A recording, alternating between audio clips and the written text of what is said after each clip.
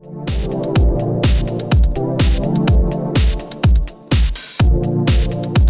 right, check. There he goes. All right. Oh, that's the camera there. What's up, everybody? Make sure it's not muted. Wait. Okay, K-Baby has sound. Not muted, but I'll refresh. Hey, what's up, Kate? Dragonfire Shasta was first. But yes, everybody, it's my buddy, Gus. You guys know how excited I've been to be able to do this show with Gus. We go back 20-something years. 20 years. Okay, can you hear, by the way, can you hear us? How do we sound? How does the, oh yeah, Aperture Shasta. Oh, look. Swirly Star Sky, 2 people, Yeah. What's up, Will the Forza guy? Sounds great. Okay, yeah, perfect. That's perfect. Let's go. Perfect. All right. So you guys know I've been talking about doing this for a while with Gus, and I've known Gus for It's close to 20 years. 20 years. Decades, yeah. 20 years. Yeah. Absolutely. Yeah. And I think we met where Lizard Lounge. Lizard Lounge.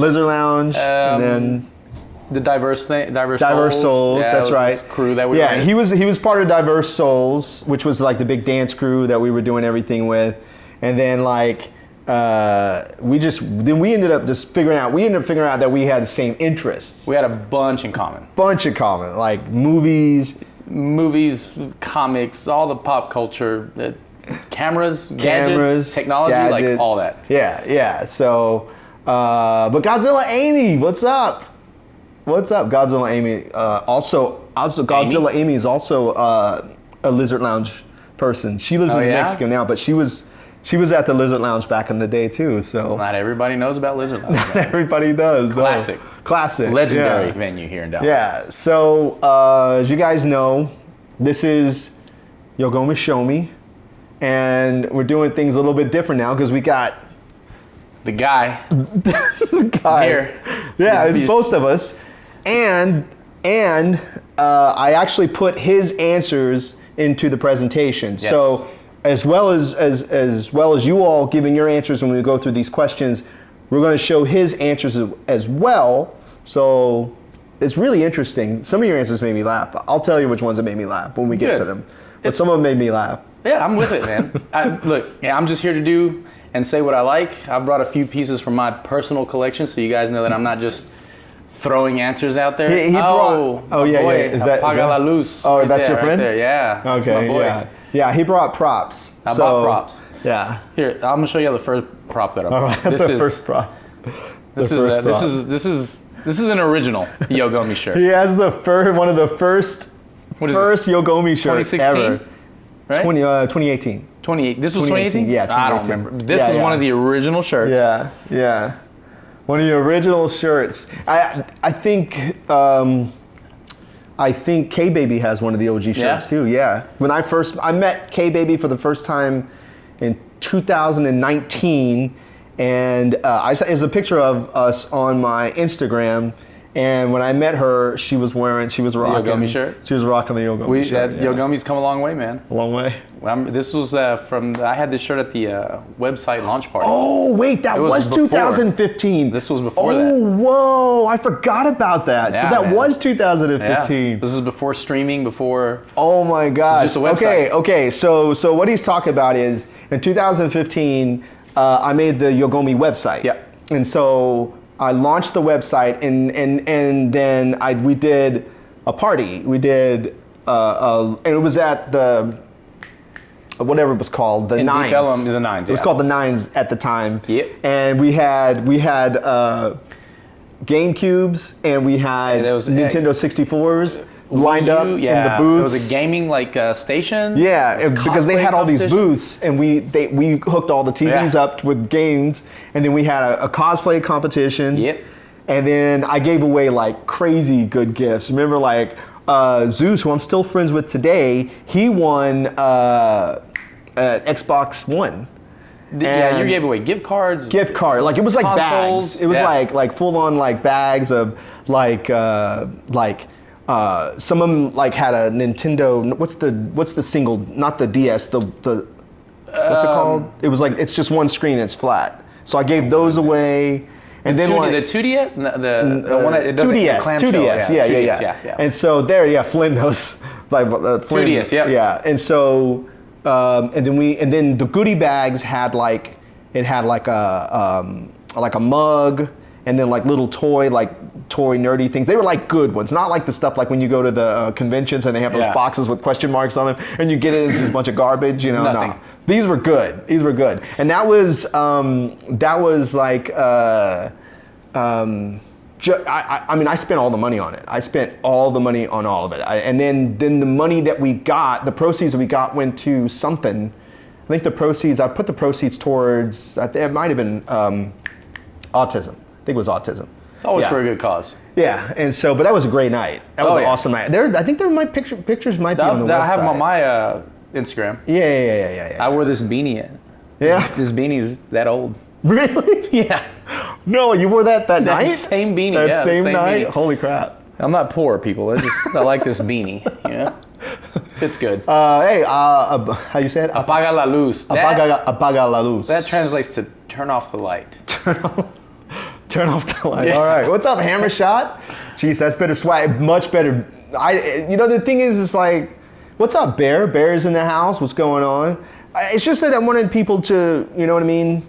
I wanted people to have a good time and then really feel like they left with something. You know what I mean? For sure. I didn't want to make it about money making. I wanted to bring people together and then like, whoa, this was actually fun. It was incredible. Yeah, it was really fun. I mean, what's funny is that like back then Yogomi started off with like this small staff. Yeah. Contributors or whatever, Instagram, the website, articles and all that. It was super cool. It was super cool to be there in the beginning stage of Yogomi.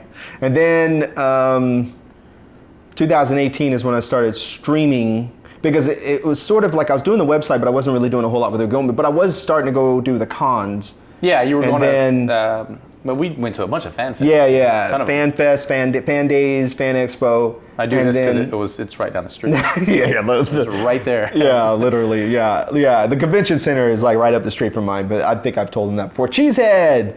What's up, Cheesehead? Venom's here. Look at everybody came through. This is awesome. This is awesome. Legend, what's going on? So many people in the chat. This is awesome. So, and by the way, everybody, we are going to be putting this up on YouTube once it's all done. So Miss April, Miss April's is another content creator who I've been friends with her since I started doing it on Mixer like this way. Yeah. And we're still really good friends to this day. Buzzing Ranger. She has you on the government name. Yes. That's good. Because I actually say on my Twitch page, it actually says, "Hi, I'm Frank." Hi, I'm Frank. That's right. Because I want people to know Yogomi's the project. It's the movement. But this is me. But I'm Frank. Yeah. Because then when they sign it on the DJ nights, it's DJ Love. Yeah. So they're like, well, which one are you? It's like, both. There you go. All three. Yeah. So as you guys know, hello, Legend. This is Gus, Legend. Legend? Yes. What's up? As you guys know, we're about to do Yogomi Shōmi. We've done this before, but we haven't done it this way. I've never done it with a guest. This is the first time. I'm stoked. Yeah, that I've done it with a guest. Y'all gotta understand. I've been talking to Frank for a long time. Is hey man, I gotta get on the show. We gotta do something. We gotta do something, man. And I was like, I wanted to have you on here too. Look, it's Kanye West. Yeah, it is. That's my other friend. What shoes did he wear? You're wearing the Prestos. Here, We'll let's take it off. Yeah. We'll do this, what the Presto. Yes. Also sneakerhead. Big sneakerhead. He's also sneakerhead like me. Big sneakerhead. I'm wearing the Blazers. Frank gave me a pair about a month ago, 2 months ago? Yeah. Of Blazers that, I guess, they didn't fit? Are they too small, or what were they? They were just too small, just half a size. They fit me great. Yeah, and they were. That was a error. Like they sent me the wrong size. But then they sent you another pair, right? No. Oh, they didn't? No, because they were like it was. That's my birthday present. StockX, and they were like, it was StockX. We don't take. Yeah, they don't do returns. No, they didn't do returns. I was all like, sales are fine. So I just gave them to him. So. West. So. Hey, look at that. Real quick, Kanye West and. Apaga la luz. Turn off the light. Those are like my little bros. Little gaming bros. Oh, okay. They've tagged along with me to a few conventions. We went to Classic Gaming Fest. Plug to them. Oh yeah. But we went July, I think. Okay. It's a fun time. Great. I love the retro cons. Yeah. Yeah. Awesome. So You ready to start the show? Yeah, let's get All into right. it. All right, everybody. It is time to start the show. I don't know if you guys have looked at all the questions, but they are in the Discord.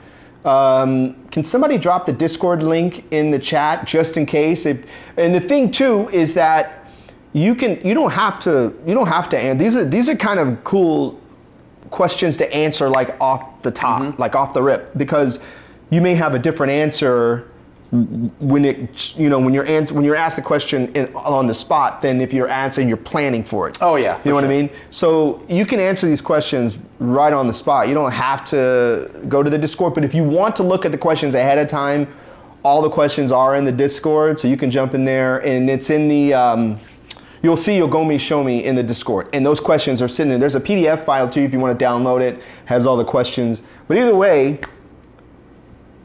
you ready? I'm ready to go. All right, Let's do it. all right, here we go. First question. Here we go. You guys ready? Question number 1. What was the first video game you remember playing? Hammer shots ready? What's the first game you all remember playing? Question number 1. Dig Dug. Dig Dug. Oh, Combat. Spook. Oh, Combat Atari. There you go. Spook. Was that the arcade game in the arcade, like the stand-up, the console? Or, I mean, what do you call it? The cabinet. Oh, these are great answers. Snake. Duck on Hunt. Com 64. Pong. Buzzing Ranger. Well, we're showing our ages Duck tonight. Hunt. I know. Uri. Arcade. Rampage. N64. Illspook Illspook says arcade one. Yeah. Super Mario Brothers. Kanye, we Flynn. super young with the answer. Yeah, N64. Rampage in 64. Yeah. I think I have that. I think I might have that. Combat on Atari. Hey, what's up, JXA? Good to see you. Venom, original Star Wars Battlefront 2. What's up, Venom? Pong. Yeah, Com 64 is that's us. Yeah. That's us. Yeah. All right. So, your answer. Missile Command. His For the answer Intellivision. was Missile Command. Now, oddly enough, this is for the Atari. Yes. Right? What is this? 2600? 2600. 5200. 5200. Oh. So I first played this game on the Intellivision. Yeah. Now the day after I sent Frank my answers, I walk into Game Over Video Games. Yeah. And they have a copy of this for the Atari. Do you have a 5200? No, I No, don't. but he does have a lot of consoles. I do have a lot of consoles. I think I don't even think I've seen a 5200 in like out in the wild and forever. I'm going on like 25-ish consoles. Yeah. But I just said, hey man, I got to get it. That's cool though. The thing I love about, you look back at Atari, like the artwork's so cool. Yeah, the artwork was really good. I have they really paid for it. Like they really paid for it. But the Intellivision with the like the phone cords with the TV remotes. Yeah. My uncle had this console. That's what you had. I remember when this came out too, because the Atari was also like the wood grain? Out, and the wood grain and the paddle. Like my friend had the Intellivision. I always thought it was so much cooler with the numbers and the paddle and everything like that. It's just so different than the joystick. It was very different. Yeah. Yeah, it was really cool. Look at it, it almost looks luxurious. It does. It was like, at the time, at the time, it really seemed like a premium product. System, yeah. Especially with the wood grain on the side, even though it was like all plastic and everything. Yeah, and this wasn't one that I owned. Like I said, my uncle had this system. Yeah. And he had, like, I remember Missile Command. I was like, oh. So if you guys, I don't know if you guys have seen Missile Command, but this is the pinnacle of technology. This was it. This is what the game looked like. Just the peak. Yeah. The peak of technology. Yes. You know what's wild too is like if you played like in the arcade, it had the rollerball. Yeah. It had like the rollerball and you could move it around, and then which still like like when you look at this, it's like super lo-fi, but at the time, it was like I promise you, this game is still challenging. Oh yeah, of course. You plug this thing in, people have struggled. Exactly. Yeah. So if you haven't seen Missile Command, that's what it looks like. That's what it looks like. My game was Pong. My game was Pong, and I didn't own it. My friend Scott Boucher up the street had it. Yeah. And so I would go up the street. He's actually been in the chat we were friends with like grade school, junior high, high school, and everything. He's actually come into the chat before, but he had it, and I was terrible at it. And the thing too was that, like, so like the paddles, right? So when you look at the paddles, Ooh, look at that. that's what it looked like. And I couldn't, he was just really good at it, and I couldn't figure out how to, so I figured if I just did it really fast, he kept telling me it didn't work. It didn't work. But if you've never seen how this works, this is Pong. Look at this thing. This is Pong.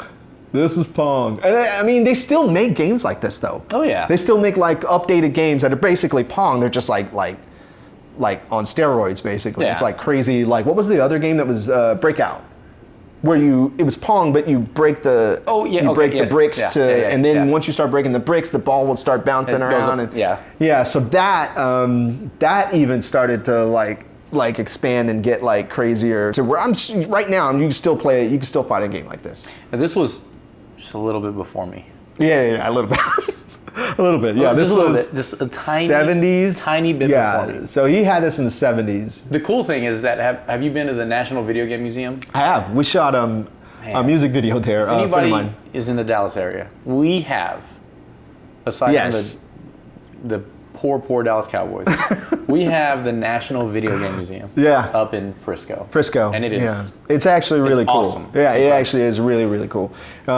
Like I said, we shot remember the group Bowling for Soup? Yeah. So the lead singer's daughter is in like this girl band, and so we shot a music video. It's on YouTube, and when you look at the music video, you can tell it's in the museum. Yeah, it's in the music video. Yeah. Museum's super cool. Arkanoid. Arkanoid. Miss April. You like Bowling for Soup? Arkanoid, yes. Yes. All right. So on to where we at? Question number 2. Question number 2. Question number 2. What's the first video game system that you ever owned? First video game. So let's see what the chat has to say. I already know what Miss April's answer is. A lot of people, yeah. NES. Bear over there had NES. DSi. Blade Marshall, NES. Handheld. I need it. Somebody impress me. Shasto? 2600. DSi. ColecoVision. ColecoVision, NES, Nintendo 64. Miss April's laughing because she knew I knew her answer was going to be Nintendo 64. Game Boy Pocket, Atari 2600. Yo, Game Boy Pockets are expensive. Yeah. I gotta lose. He didn't have a 2600. I still have. I still have a Game Boy Micro. I call this the video game Wall of Fame. Yeah, the video. But you can't see. You guys. You can barely see. They've seen it before. No, wait. The Micro's a little bitty. The Micro is the. I have that one. That's what I meant. I'm sorry. Yeah. Yes. These things. Yeah. If you want to get some money on eBay. Yeah. Toss one and of those this is I actually got this on eBay for really cheap when it first came out because I couldn't find it in stores. So I thought, let me look on eBay, and I got it like right when it came out. It was like not even expensive, but now they fetch a pretty. And I bet you it works. Watch it. I haven't charged this thing in forever. Look at that. It's on. It's on. It works. Yeah, it works. I got mine 3 years ago. Oh yeah, he sold it for like $100. Yeah, I got this right when it came out. So. Let's see. Your first system. Oh, Genesis. Oh, I love your that. first system. Oh, the Power Set. This is what his first system was. I don't know how old I was. My parents got me this for my birthday. Then it had the Power Pad. It had the 3-game cartridge. Mario Brothers Duck Hunt. Track and Field. Yeah. Right? I love track and field. I used to cheat on it all the time. I used to long jump, run on it, and then just jump completely off the pad. and then jump back on. Setting world records, baby. Yes. Lots of good memories. So that was your first system, Power Set. That was the first one that I owned. Right. My parents had a 2600. My uncle had the Intellivision, but this is the first one that you owned. That was mine. Yes. All right. You had that? Legend had it too? Mine was the Atari 2600. Oh, what this a classic. This is the first system I ever had. And the thing is mine was the Sears gaming system. Yeah. But it was the same system. It was the same exact system. It didn't even cost different. It was the same price and everything. It's just that they just branded it. Yeah. Sears? So if you go there's you can read about it in history and things. But Atari worked out a deal with Sears to where they would sell the gaming. It looked exactly alike. Yeah. Play the same games. Everything was exactly the Sears same. on it? It just said Sears. I don't even think it said Sears. I think it just said something gaming system or something like that. But they sold it at Sears. Exact same system. Yeah. But it was a deal that they worked out because they were trying to get it in stores, and they knew people were going to go shop at Sears and these things like that. But that's where I got mine. Isn't Sears like gone now? I think so. I have one of these at home. Yeah, you do? Yeah, I do. I have like one of the old. My brother got me the. That's it right there. The Atari 26. Oh, like the new, like the retro little retro thing. I haven't even opened it. But she was asking about what this is. This is Game Boy Micro, Miss April's, and it plays. What is it? The Game Boy. Plays advanced games. Game Boy Advance games. Yeah, and so that's it there. It's a Game Boy Micro. It's real tiny. It plays Game Boy Advance games. That's it. And so on the resale market, it's one of the more expensive ones. Yeah, and it's pretty cool. It looks like, it's not though. It's full on, Game Boy Advance. Full on Game Boy Advance, yeah. Okay, you guys ready for question number 3? Let's go. Question number 3. What was your favorite video game based on a movie? Oh, is this my turn? I mean, yes, it is. Yes, it is. It is your turn. GoldenEye. It is your turn. GoldenEye 007, right? Yeah. For the N64. Now, what I have here in my hand is from my own personal collection, a box copy of GoldenEye 007. I can't say enough about this game. Yeah. This game to me, so when it comes to, again, I've been playing games for a super long time. Yeah. Right? So like, I remember playing, we talk about it, television, Atari, whatever, right? But I remember in like the mid 90s, early 90s, like I was playing DOS, like shooters. Oh, right.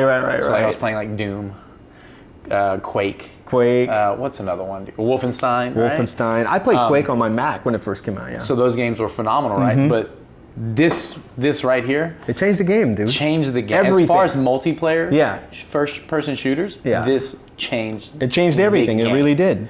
So I cannot say enough about this game. And I still have. You have a copy? Yeah, I have a copy up there. Yeah, and I was telling on the podcast last week, we were talking about, because the GoldenEye is coming out again. The remastered? Yeah, remastered version. Switch Online? And the first year that I was streaming, I remember being on Mixer, because by the way, everybody, this is my answer too. We both have the same answer. Why not? Yeah, it's the same answer. When I had these adapters, so I hooked up the Nintendo 64 to stream it. Yeah. And we are going to need Game Night Hammer Shot when they release the master. 100%. 100%. I was so just like, how did we do this? Oh man. Because when I play Destiny now, I still want more. I still look at it and I'm like, wow, this looks great, but I could use a little bit more when I'm playing PvP. But when we were playing, the pixels are like this big on the screen. Listen, you look back, especially if you talk about N64, PS1, these graphics did not hold up. No, at all. No, 16-bit generation, different. 16-bit as a matter of fact, let's go. Let's take a gander. Yeah, this is the game right here. This is the gameplay. It's so atrocious. It's lovely. Look at that. Here's the thing, though. Here's kind of how what I'll tell people, and I'll give my story of GoldenEye, right? Right. So I was in community college. Yeah. Right. I didn't care. Whatever. Community college, but me and my friends that were going to these same classes, we would just shoot out of whatever our afternoon class was. Right. Shoot over to my buddy's house, and what would we do? We'd sit down, and play plug in, playing GoldenEye 007, and you can't. I love playing Call of Duty now and online and all that stuff, but there's nothing quite like sitting around in a group in a room with people and playing. It's like when we used to have game night at your old place. Right, back in the day, yeah. Madison, and here's the multiplayer here. Yeah, I mean, come on, how do we do this? Yeah. I mean, it's not we all had, I probably had a 27-inch TV, little Sony.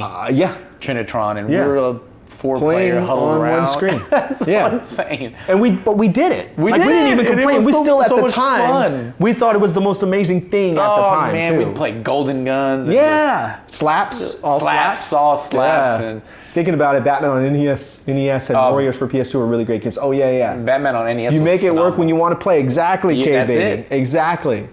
So we had the same answer. That was actually pretty easy though. That was an easy one. That was a very easy one. It's low hanging fruit. Yes. All right. Question number 4. What's a popular video? I was really surprised to hear your answer on this one too. What's a popular video game that everyone has played except you? So chat. That is right there. Oh, look at that. Out. Animal Crossing. Animal Crossings. That was my answer. Call of Duty. Oh. Dragonfire, you haven't played Call of Duty? Fall Guys. Lady J-Dog, I thought for sure you play Lemon. Come on. Kate, I know Kate's answer is Destiny. Like, Cyberpunk, okay, Animal Crossing, Bully. I never played Bully, actually. I have. I watched it, but I never played it. Castlevania. Every Final Fantasy. Pokemon, all of them? Pokemon. Oh my God, guys. You know, GTA? What are we doing? Okay. Elden Ring, Final Fantasy. I have a lot to say about Elden Ring. Yeah, that's part of what. You guys buckle up. Yeah. That's one of the things that made me laugh. But we'll get there. Buckle up. So your answer actually was Animal Crossing. Animal Crossing. It was actually Animal Crossing. And look, I don't have anything against Animal Crossing. It's probably a really fun game. Yeah, it is. I've never sat down to play it. So I have Animal Crossing on my Switch now, but I don't know. I don't play it very much. But I did play this one on GameCube like crazy. Like I played it a lot because it was just something I'd never done before. Yeah. And at the time I was dating. You remember Michelle? Yeah. So we were dating. You could have different accounts and you could switch. So I could get on and do something and then leave her a note or something. Or if I got a double of something, I could leave it for her at a gift. This is on the GameCube? Yeah, and then she could sign on as her character and receive the letter or the gift that I gave. Man, Nintendo was. Yeah, and this was on GameCube. People take Nintendo for granted. Oh yeah. Big Nintendo. But Animal Crossing is dangerous. Make sure it does. It does. It makes you. Hey, you're trying to get me. Don't get me worked up right now on this Elden Ring. Okay. So my answer, and this actually hasn't changed, is God of. I've never played God of War. You've never played it? Never played God of War. Any of them. And I've watched people play it, but I've never played it. Look, Gus loves Elden Ring. Come on. Man, these two guys know more than anybody how I feel about Elden Ring. They don't play games. Wait, Kanye West hasn't played God of War? Kanye West, you haven't played God of War? The new ones do look really good, Cheesehead. So I think I'm going to play because I had the PS5. Yeah. I should just play it. Well, I've played the older ones. He has not played it. So I have. Was it God of War 4 that came out on the PS4? Yeah. Right? I haven't played that one. I've heard it's incredible. Yeah. And I want to play it. I got a lot of kids. What do you want me to tell you? When that first, I barely moved for hours. Oh, God of War, really? You just played it? It was during COVID and that's all I played. You too, Kate? You've also played this? Wow. I played one on PSP back in the day. Yeah, I played the collection. Oh, no. Wait. Kate, you're talking about Animal Crossing. Oh, they're still on Animal Crossing. Oh. Yeah, it did eat up time. Like I would go. Oh, my 10-year-old has it. She loves it. I would go, this was the apartment before here, remember? Yeah. In North Dallas? And I would just sit there and just for hours in the middle of the night just playing Animal Crossing. Oh, guys, I don't know if I need to do this. No, but it was good though. It was a good try. It was a really good game.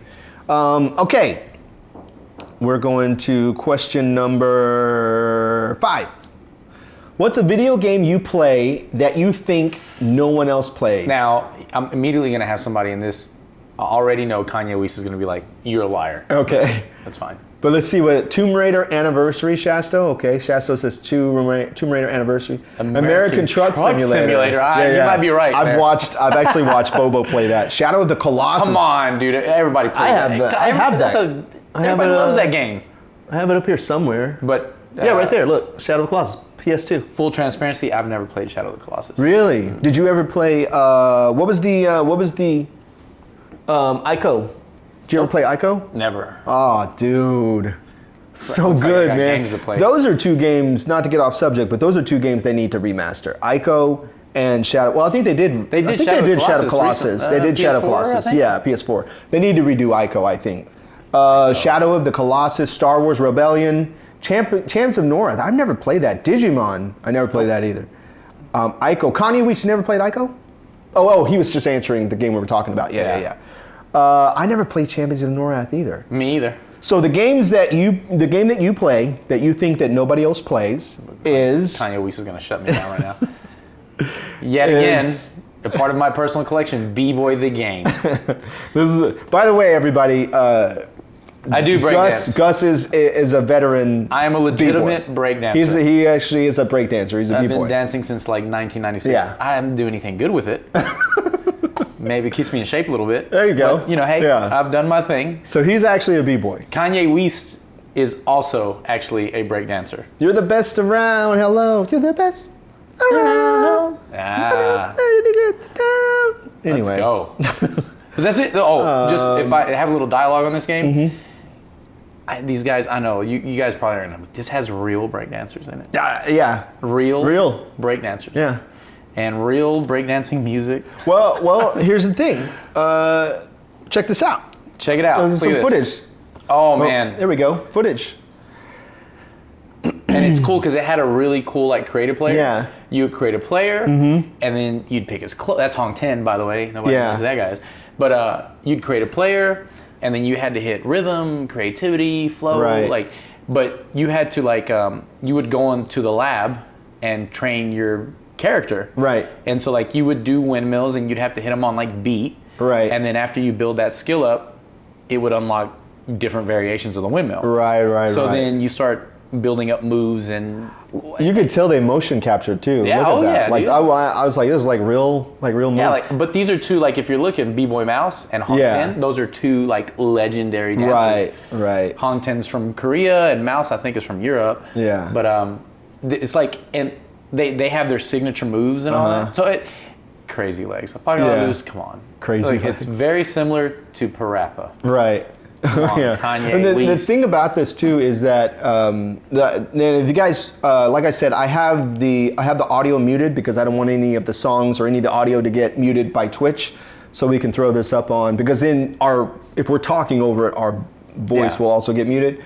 That's why I have the audio muted. But you can basically see, there's a classic B-boy track. Yeah, a bunch playing of classic right B-boy now. tracks. And then I looked at the playlist too. It was classics. Yeah. The Mexican is in there. Apache is in there. Yeah, dude. All these classics. Breakdancing songs. But it's like I said, it's a cool game. I think it came out PSP era. Yeah. And the PSP version is only European. What do you mean? So the PSP, the PSP is region free. Right. But they only released B-Boy the game on the PSP in Europe. Oh. Now they released the PS2 version in the States. Oh, okay. So I had to order it from Europe. Right. Anyway, whatever. So my game that and we know what's funny is that don't tell me it's in there. That's what's in there. Advance Wars. Of course. That's the game that I have in my Game Boy Micro. It's actually this game. It's this is Dual Strike, but basically the Advance Wars. Busta Grew rather than Busta. Oh yeah. I remember that. So this is a game that this was there were games that I used to play on my Mac way back in the day, like Command & Conquer Red Alert, stuff like that. That was when I was I used to really be into strategy games like that. Yeah.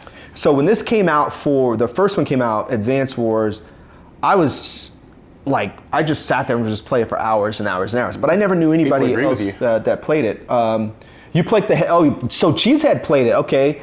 Your brother plays Advance Wars so much. I haven't played it though. I can never find a copy for the 3DS. A reboot. Yeah, it's a really game. The game is fun. I'm waiting for.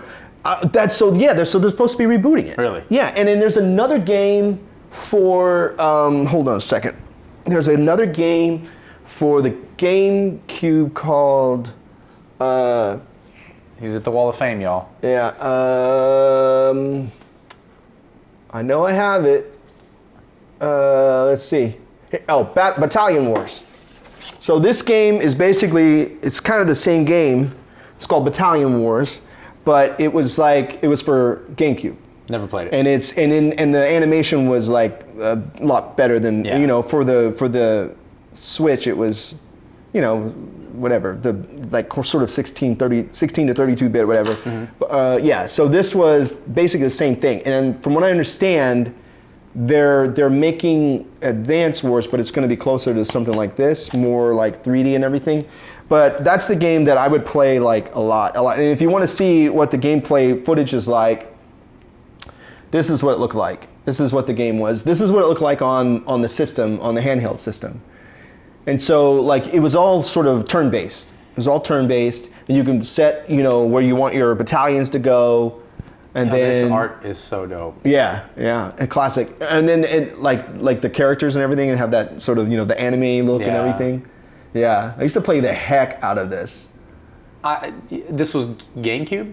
This was Nintendo Game Boy Advance. Game Boy Advance. Game Boy Advance was a 16-bit, right? 32-bit. 32-bit. I think it's 32. 32-bit, yeah. Yeah, and that's why it was called Advance Wars. Yeah, I dig this kind of art so much. Like this generation of gaming. What 32 16-bit? Like, dude. Yeah.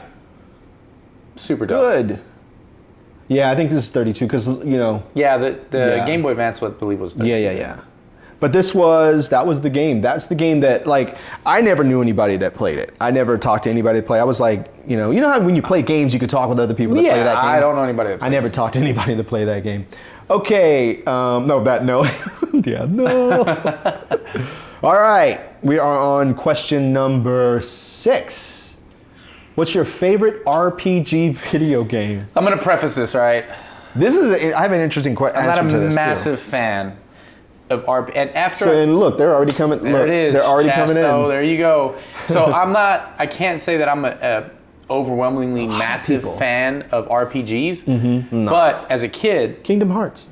As a kid, the big one that I remember PS1 days was Final Fantasy VII, right? Yeah. The art style and all that. Yeah. Now, no, Ocarina of Time does not count, Kanye West. Now you think back, right? My answer would have changed because if you think back, Game Boy generation, Pokemon is an RPG. Right. Pokemon Red, Blue. So right. That would have probably been the answer, but I digress. We got Final Fantasy VII, and I put the remake in here because they did such. Please stop talking about Elden Ring. They did such an awesome job, not only with the remaster, but they revamped the fighting system on this. Oh one. wow! So it plays. That's on PS4. This is the PS4. This is the deluxe edition. Wow! Had to do it, right? Let's see it. So the remake, the graphics are incredible. That is the really fighting cool. engine, I guess, or however the combat system was, they revamped it a lot, so it plays a lot better. Again, I've played Final Fantasy X, and I've played some of these games. I'm like, God, these games are just such a grind to get through. But again, if I could change that answer, I mean, Pokemon Red and Blue. Yeah. Those. Yeah, I mean, it's an RPG. Those are RPG, Yeah, and I played through those like a few years ago. Like, I'll play a Pokemon game, no problem. So your answer? Yes. Final Fantasy VII. But look at that artwork, man. Yeah. I mean, that you talk about games that should be remade, and this game was discussion for a while, right? Yeah. And all of a sudden, hey, we're remaking Final Fantasy VII. I'm like, oh my God. Yeah. And I mean, I grabbed it, and it's, again, you go back and play the old one, doesn't quite hold up graphically, but this new one is incredible.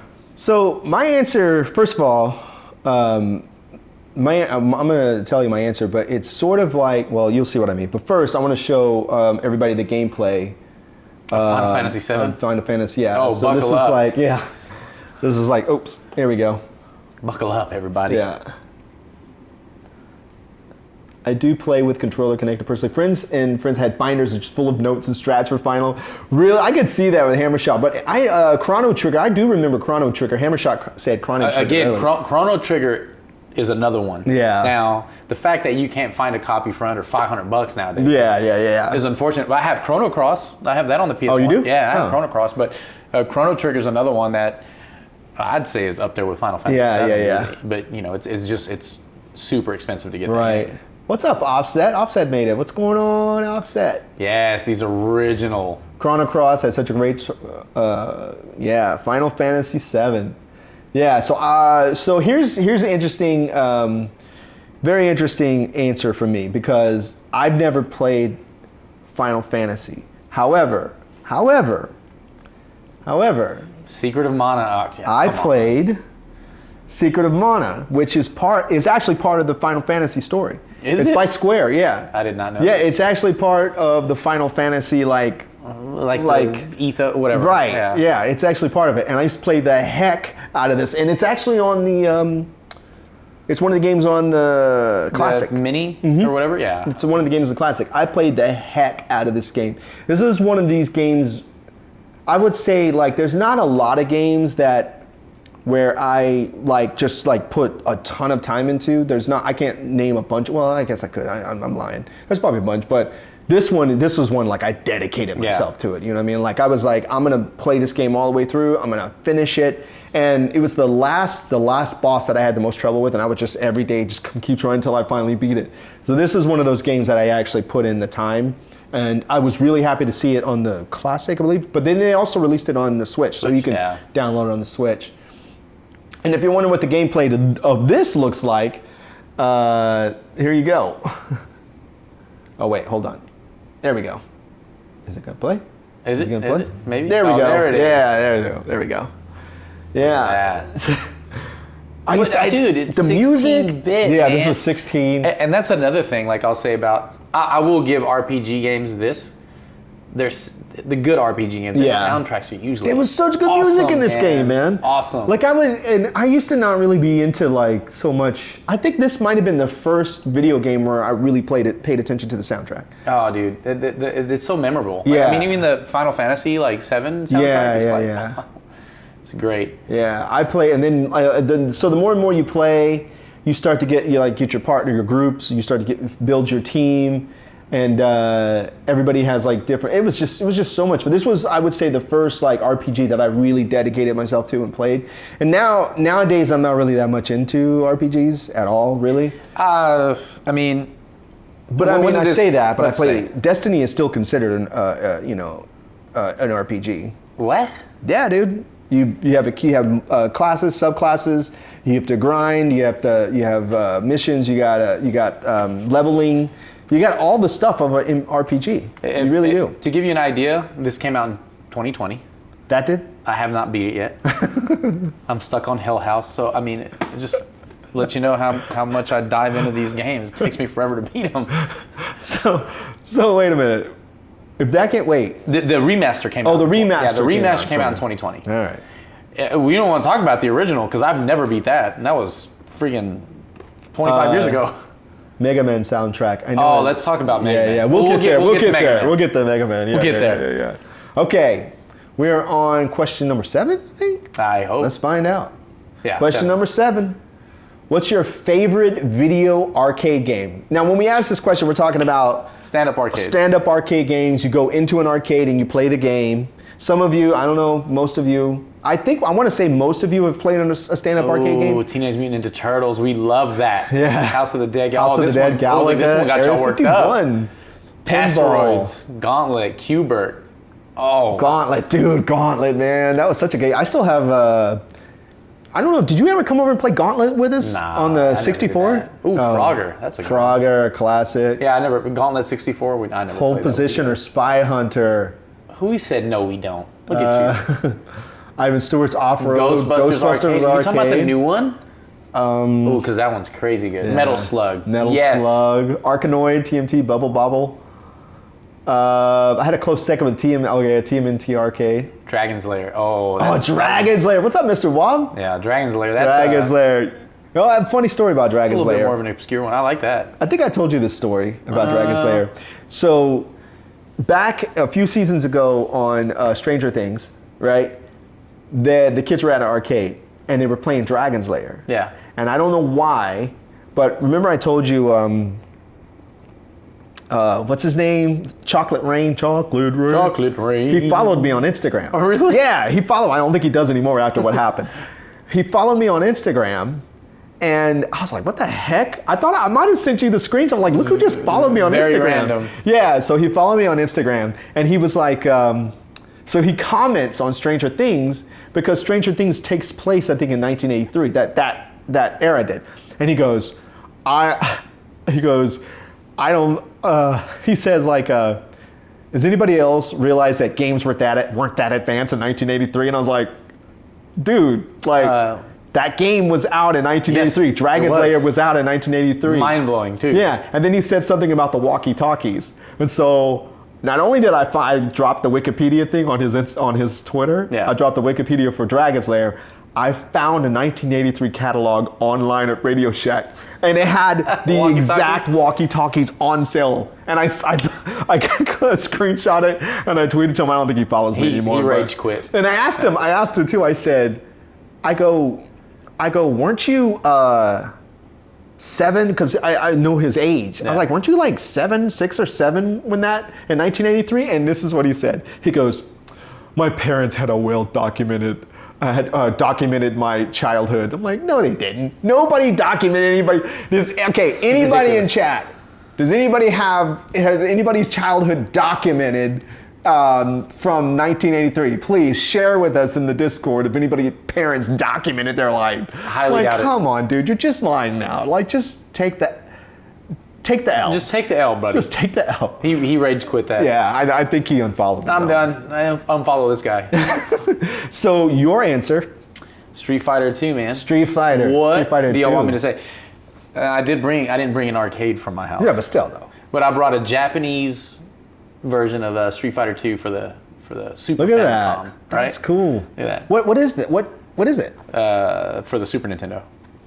For the Super. It came in a box like that? Well, it's Super Famicom. It's the the Super Famicom. Yeah, okay, Japanese.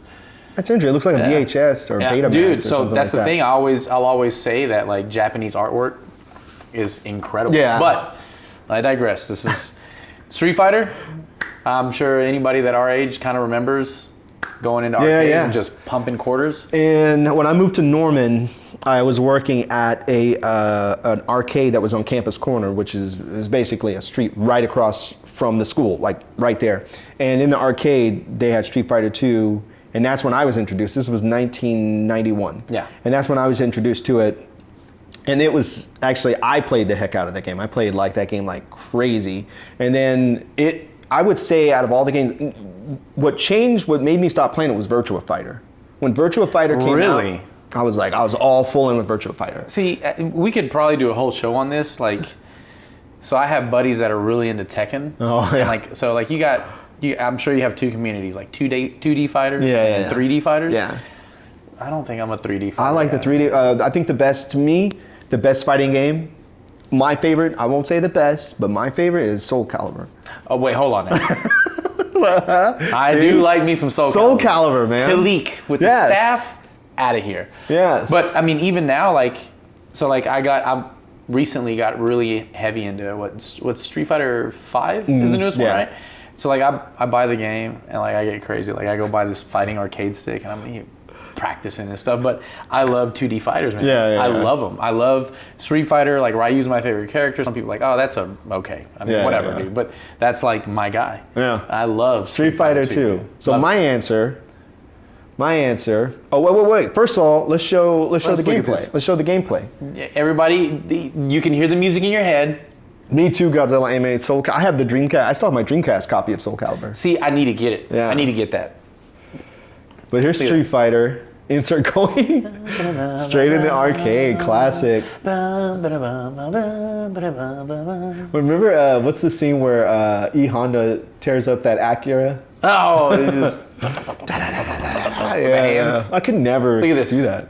Yeah. This is OG Street Fighter 2. I was always Ryu, however you say it. That was my favorite character. Then they came out with Championship, the Turbo, Hyper Turbo Champion. I don't know if that's real, but then it came out with Super Street Fighter.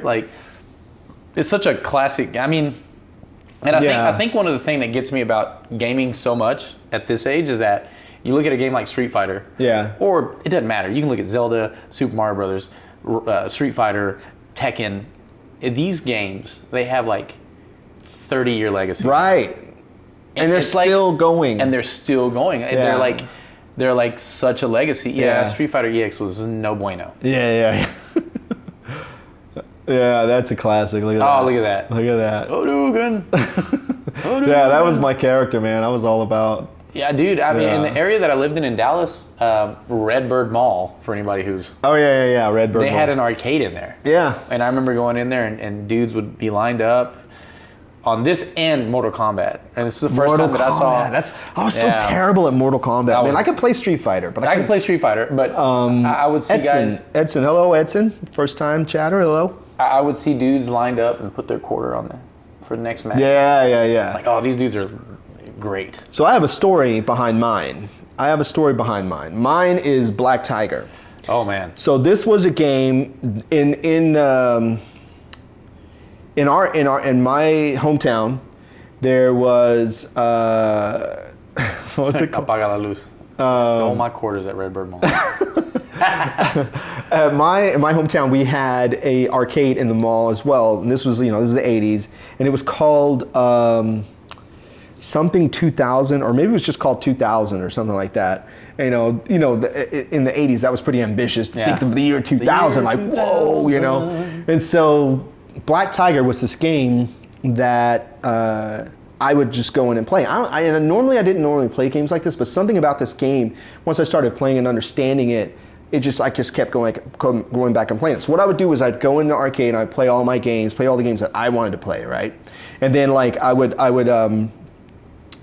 play a game, and then my last quarter, I got to the point where whatever last token I had, I would put it in this game.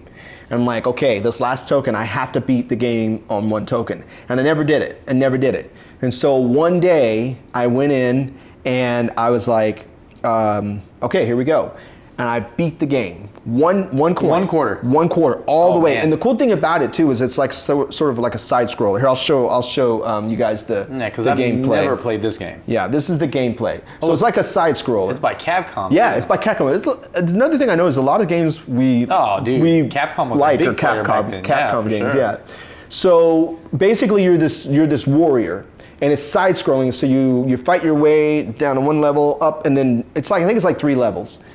Say like this, so you're a warrior and that's another thing. You find hidden stuff, you beat the bad guys, and you pick up things. Oh, bro. Yeah. And so I feel like I've played this before. It's a very cool game. And then you every time you finish a level, there's usually somebody at the end. Oh yeah, there's like things you could buy. There's usually like a merchant at the end where you could upgrade your armor. So the idea is to constantly keep going leveling up to where your armor is just like nothing can touch you, right? Yeah, like Elden Ring. Yeah. Okay. And so there he is. So that's the merchant. You bring the merchant alive, and then he gives you coins or something like that. Zenny coins? Zenny coins. Or I think he sells you something at the end or something. Yeah, and then you have a shield, and then so you also upgrade your weapons. So your weapons start to where they reach farther and everything. So I beat this game on one quarter. I beat this game on one quarter. That's impressive. And the next day, I came back to the arcade and it was gone. Oh! It was gone. Oh, man. And I did not see the console. I did not see this console again until 2018. Don't you wish you had an iPhone so you can take it out? I know, right? But back then. And I took a picture of it. If you go, it was just so bizarre. Like I went back to the arcade and I was like, what the heck? Like the next day? The next day the game was gone. You broke it. And I was like, it was so weird. And that's one of the things I'll just always remember. I'm like, I beat the game on one quarter one day. And the next day it was gone. You broke it. And so I did not see the console. Camera shot. Yes, Zenny is Dragon Ball currency. Yes. I did not see this console until Let's Play Gaming Expo, I want to say 2018. Somebody had it there. And it was either 2018 or 2019. Is Let's Play the one that was in Irving? It was one that was in the Irving Convention Center, yeah. Oh, they had a pretty cool arcade setup. Yeah, they had all those rows of old school games. And yeah, I didn't see it again until then. And then you should have I took a picture of it and put it on my Instagram. It's like I put the story to it. Like I haven't seen this game since like 87 or 88 or something like that. Whenever that was that I beat it. But yeah. Swirly Star That was the game. It had served its purpose. That's right. Exactly. It fulfilled its purpose. It was so weird though. Isn't that bizarre? That is weird. What the heck? So okay, now we're on to we're on to number 8. What's your favorite first-person shooter video game? Well, let's let some answers go. I want to see what people say. Favorite first-person shooter video game? Half-Life 2. That's a really good one. Dig deep, people. Let's dig deep. No Call of Duty. Borderlands. Overwatch. Oh, I know Kate plays Overwatch. Come on, Call of Duty. Lady J-Dog. Call of Duty. I'm just kidding. I love Call of Duty. Let's see who else we got. Borderlands 2 or Destiny 2.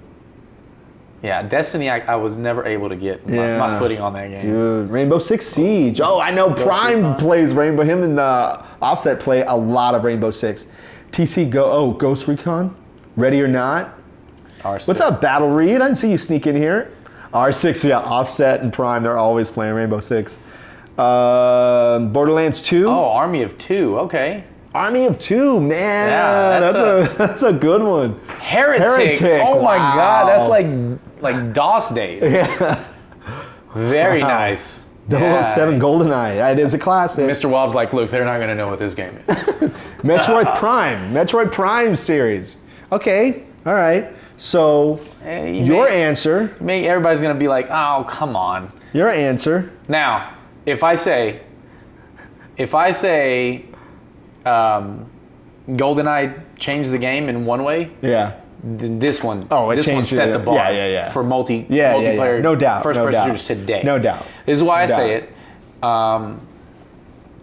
Xbox Live, when the Xbox Live interface or whatever you want to call it, with this Halo 2, oh my God. Yeah. Changed everything. It set the bar. I still have. And this is the collector's edition. Hello. Is that it? Wait. There it is.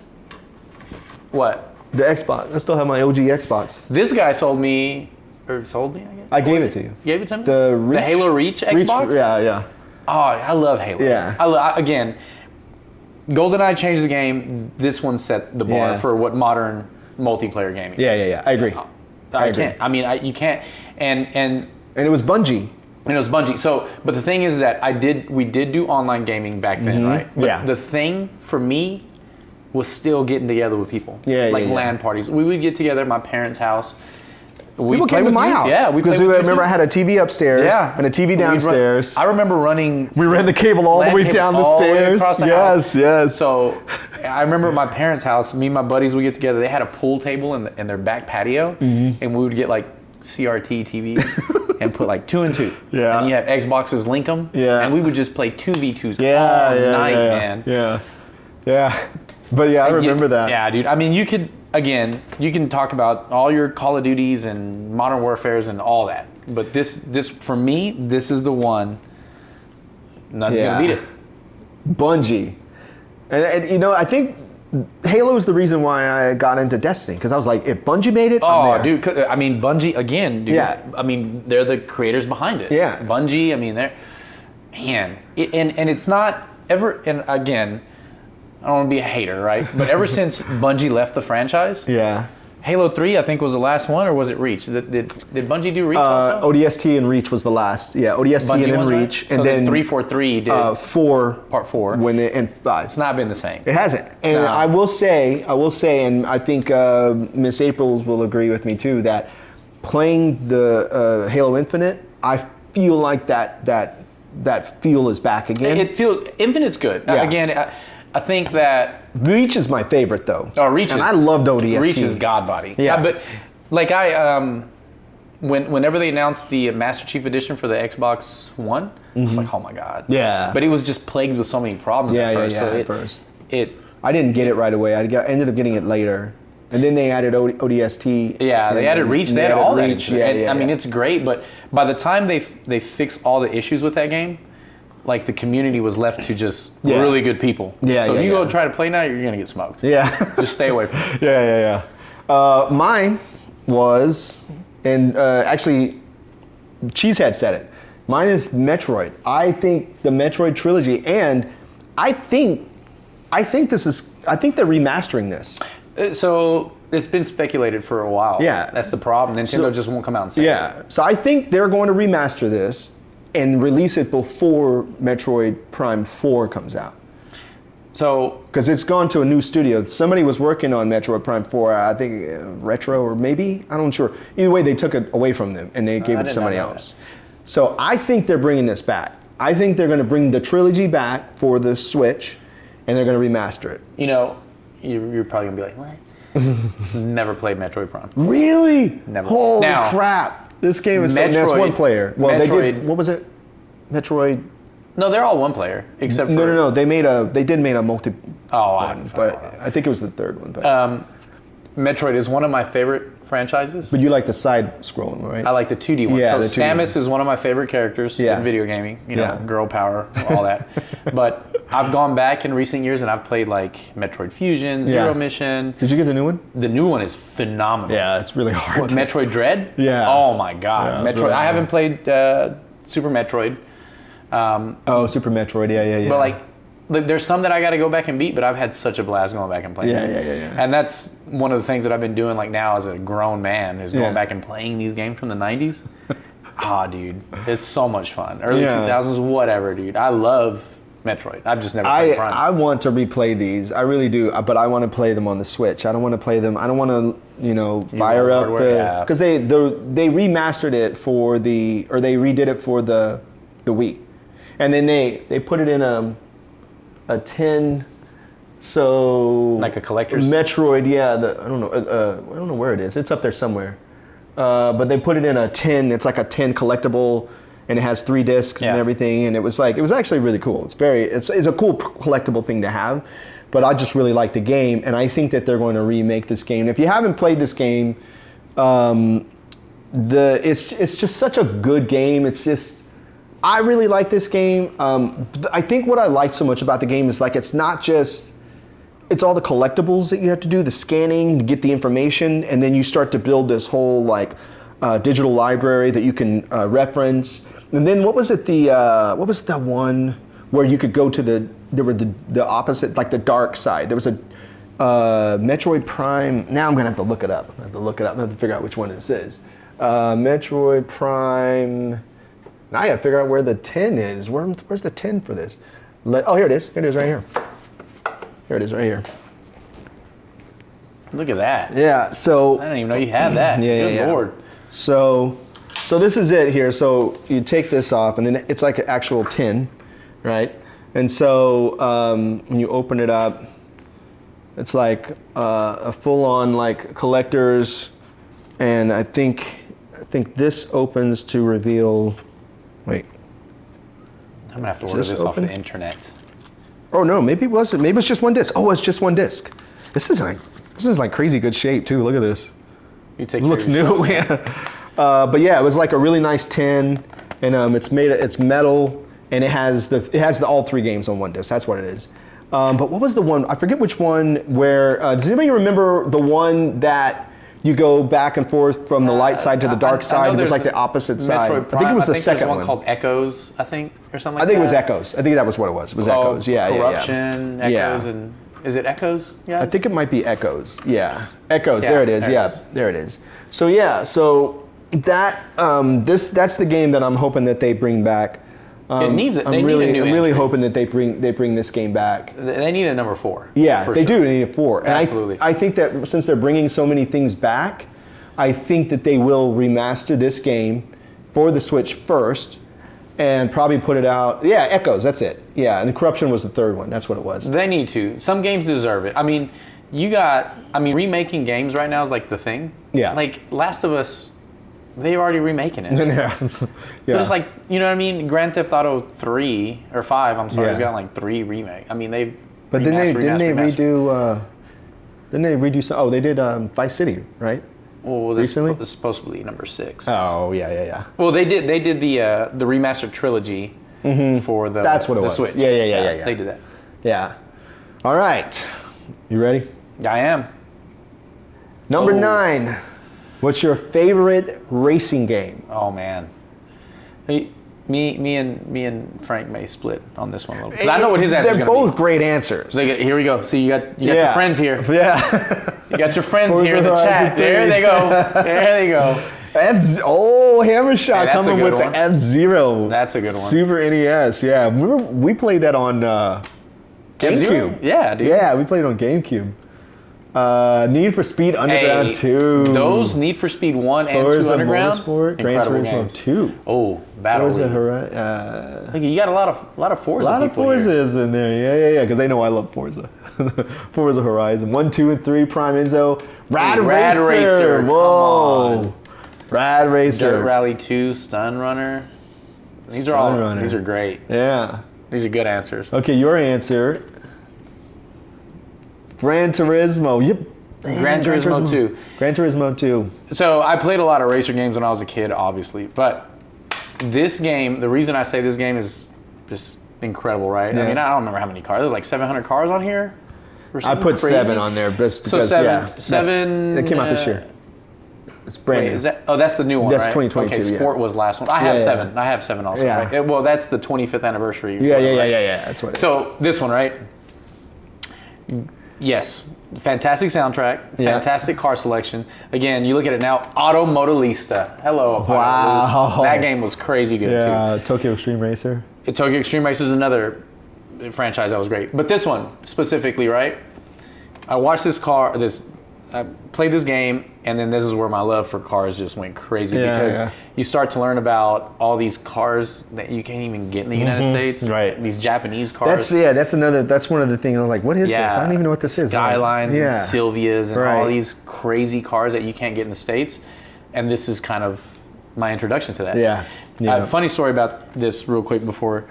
So I went to So if you play that and you go in and you start messing with, because it's a simulator, right? Yeah, right. You can adjust suspensions and cambers and adjust all these little nuances of transmission, right? So like, my friend asked me to do this BMW racing event, and so I go. This is a couple years ago. So I go, and they kind of brief you on the whole thing. Hey, we're gonna put you in the car with a real race car driver, right?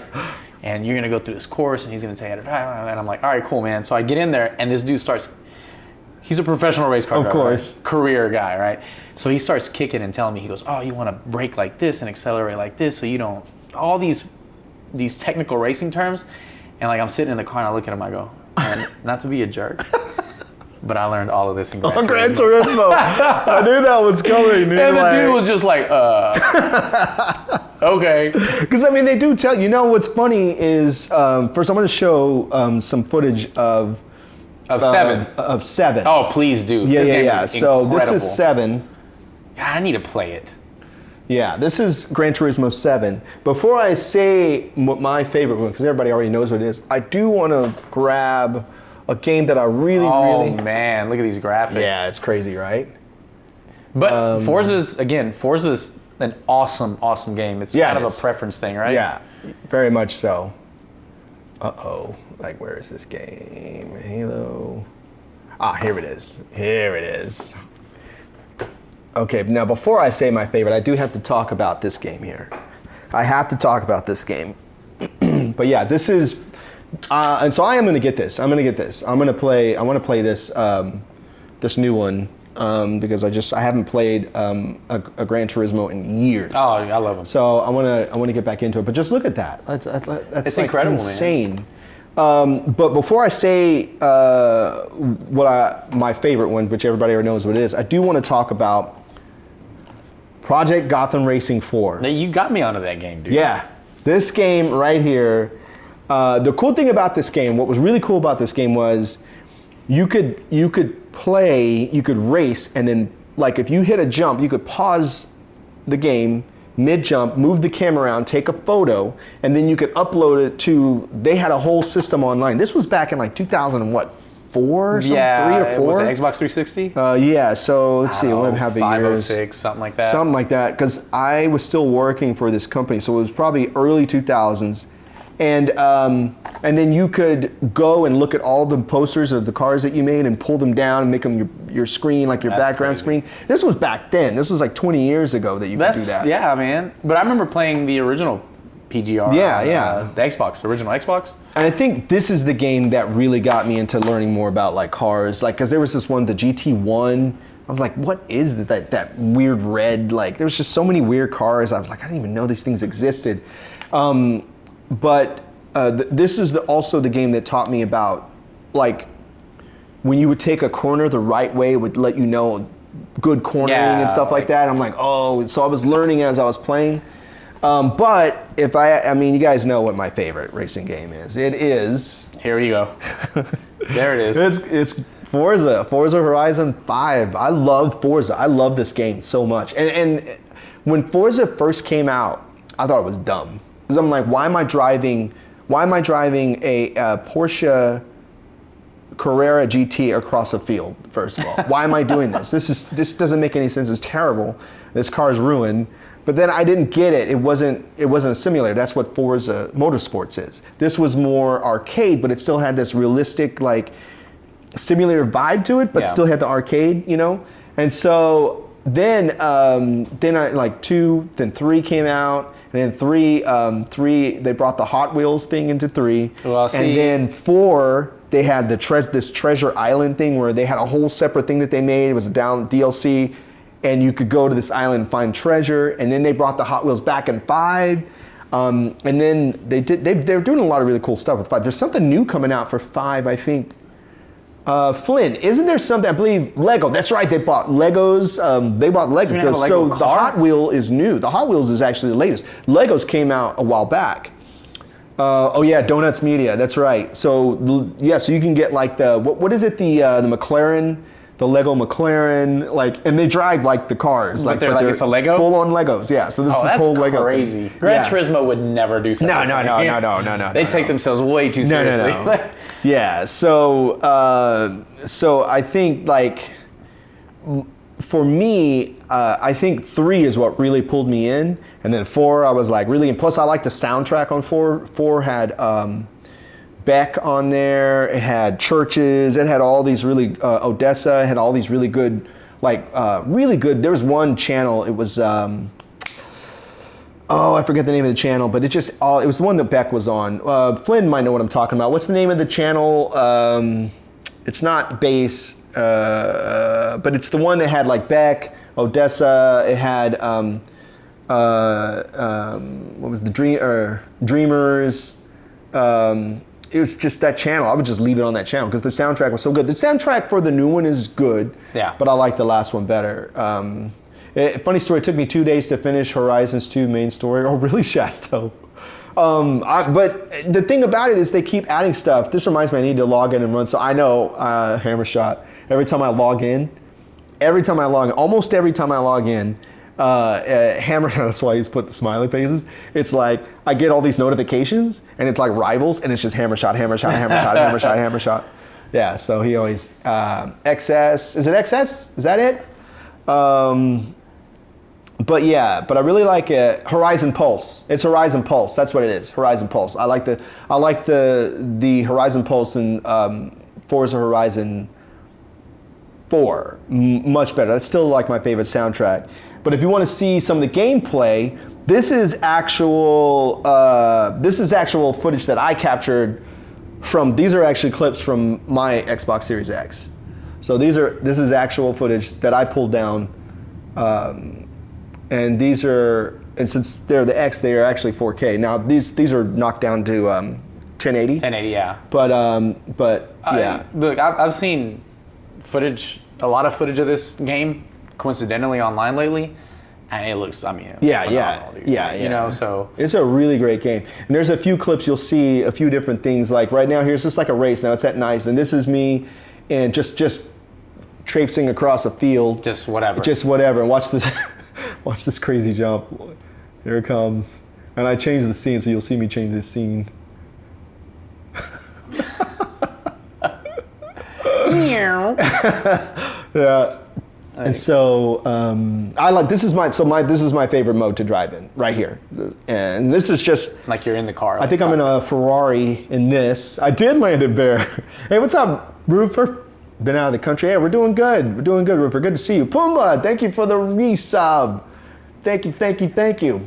But this is just like this long highway, and I'm in a Ferrari. And so you get points for like trading paint or close, like awesome near misses, and I mean just the sensation of that speed, you know what I mean? And it's good because these games, like, some games don't nail the sense of speed, right? Right. Some games really do. This one you definitely do. Does, yeah. It's just really good. I'm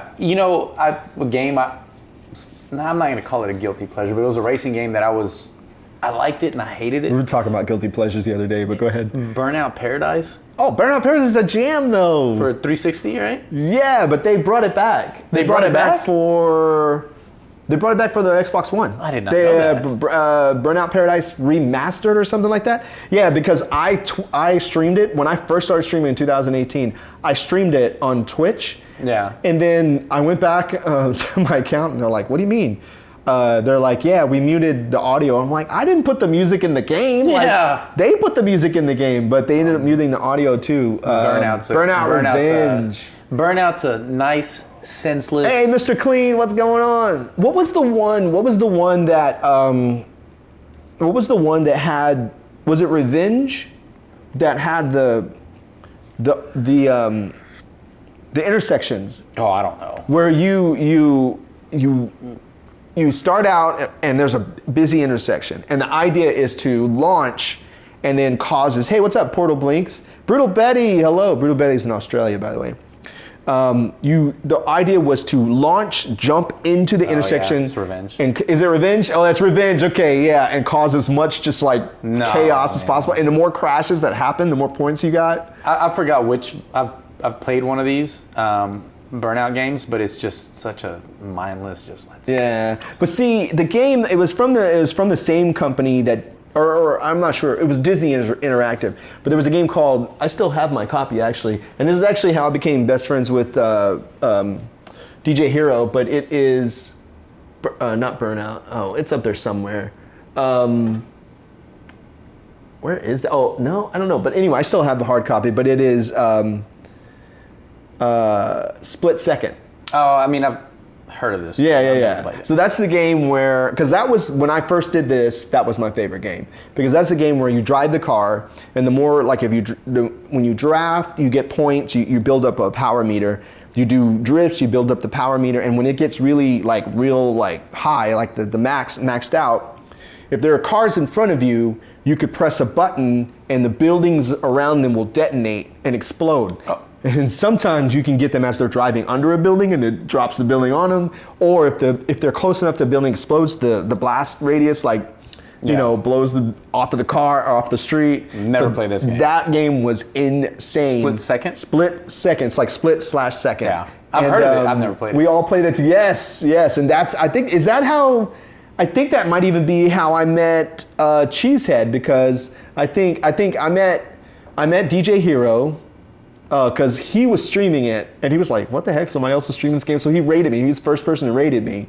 And then, I think that's how I met Cheesehead. But it's really good game, and they're going to make a second one, but Disney Interactive just, canceled it. Look at this. Carmageddon Destruction Derby. Oh, Carmageddon, yes. I think... We need a good... there is one. There is a good Destruction Derby game.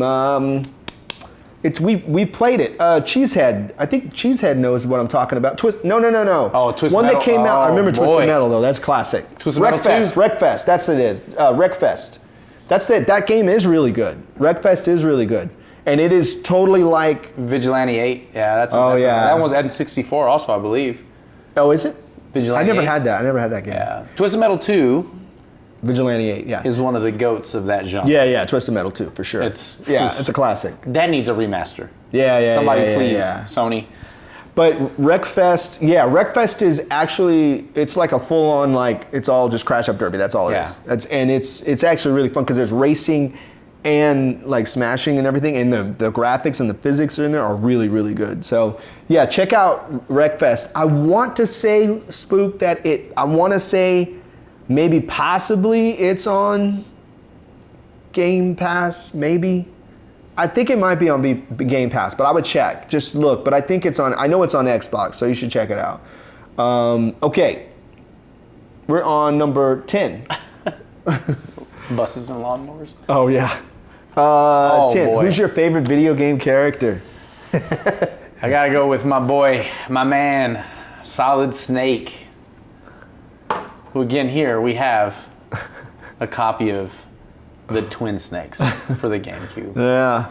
This right here, again, Zelda, I love Zelda too. Princess Zelda. Yeah. Oh, look, what are these answers? Raphael? Samus? Is that Ninja Turtle got Raphael? Samus in there? So, look, I have a lot of them, right? Commander Shepard, Sora. I got Solid Snake, I can say Samus, I can say Mega Man, I can say, there's just so many of them. Yeah. Link, whatever, all these characters, but I don't know, man. Metal Gear. Yeah. When I got my Nintendo, like my parents bought me my Nintendo. Oh, Trevor Phillips from GTA 5. When my parents bought me my Nintendo, one of the first birthday gifts that I got was the original Metal Gear. Oh, really? That was above my head. I mean, it was. That game it was way above my head. It was very tactical. Very tactical. Yeah.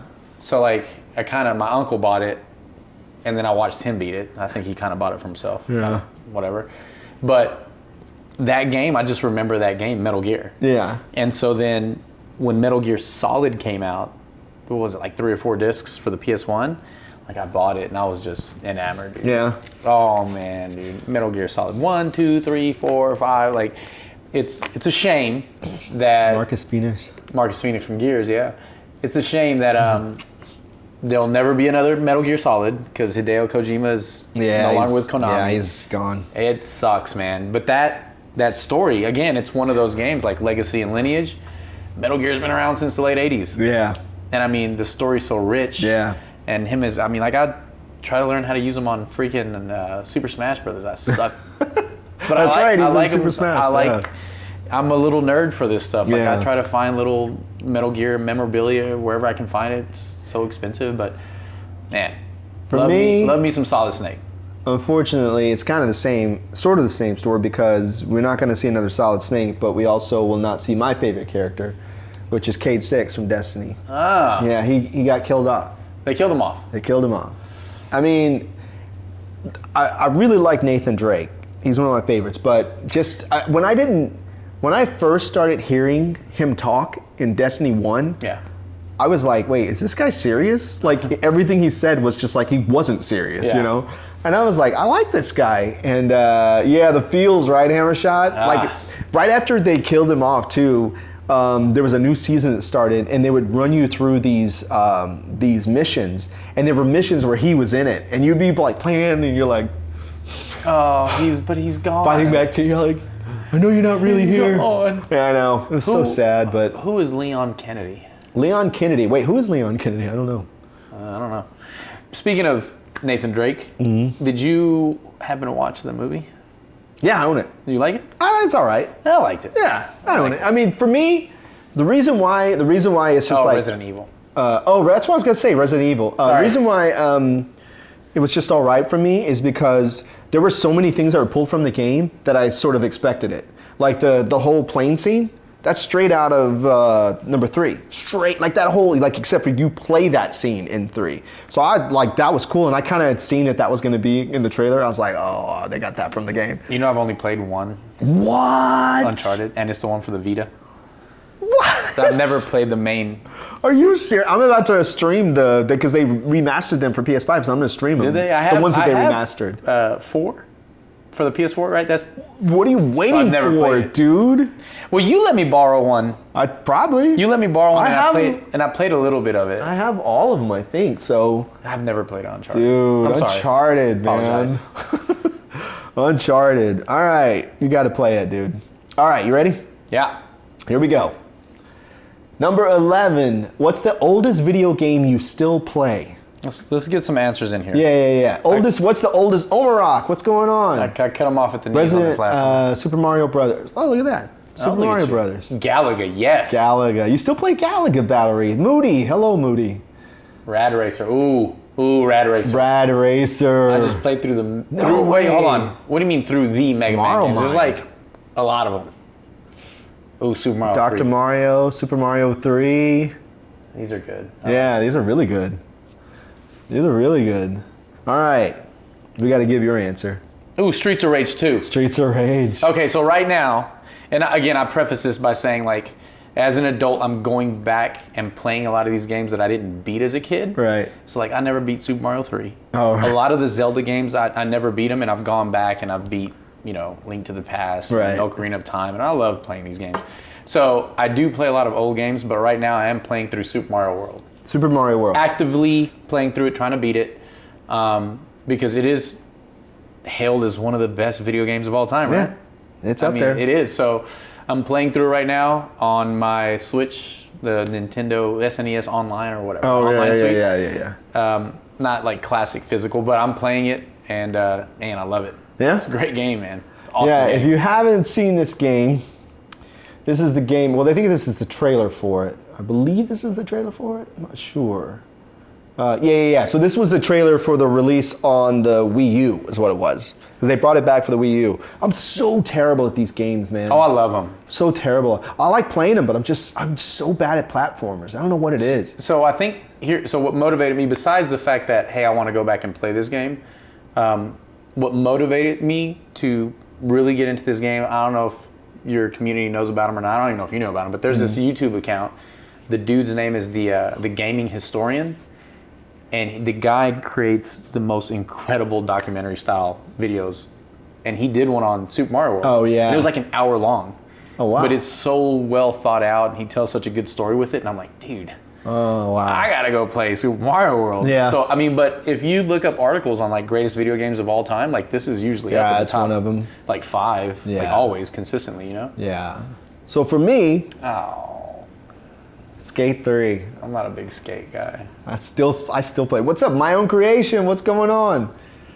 What is going on, dude? Good to see you. Thanks for stopping through and watching the stream.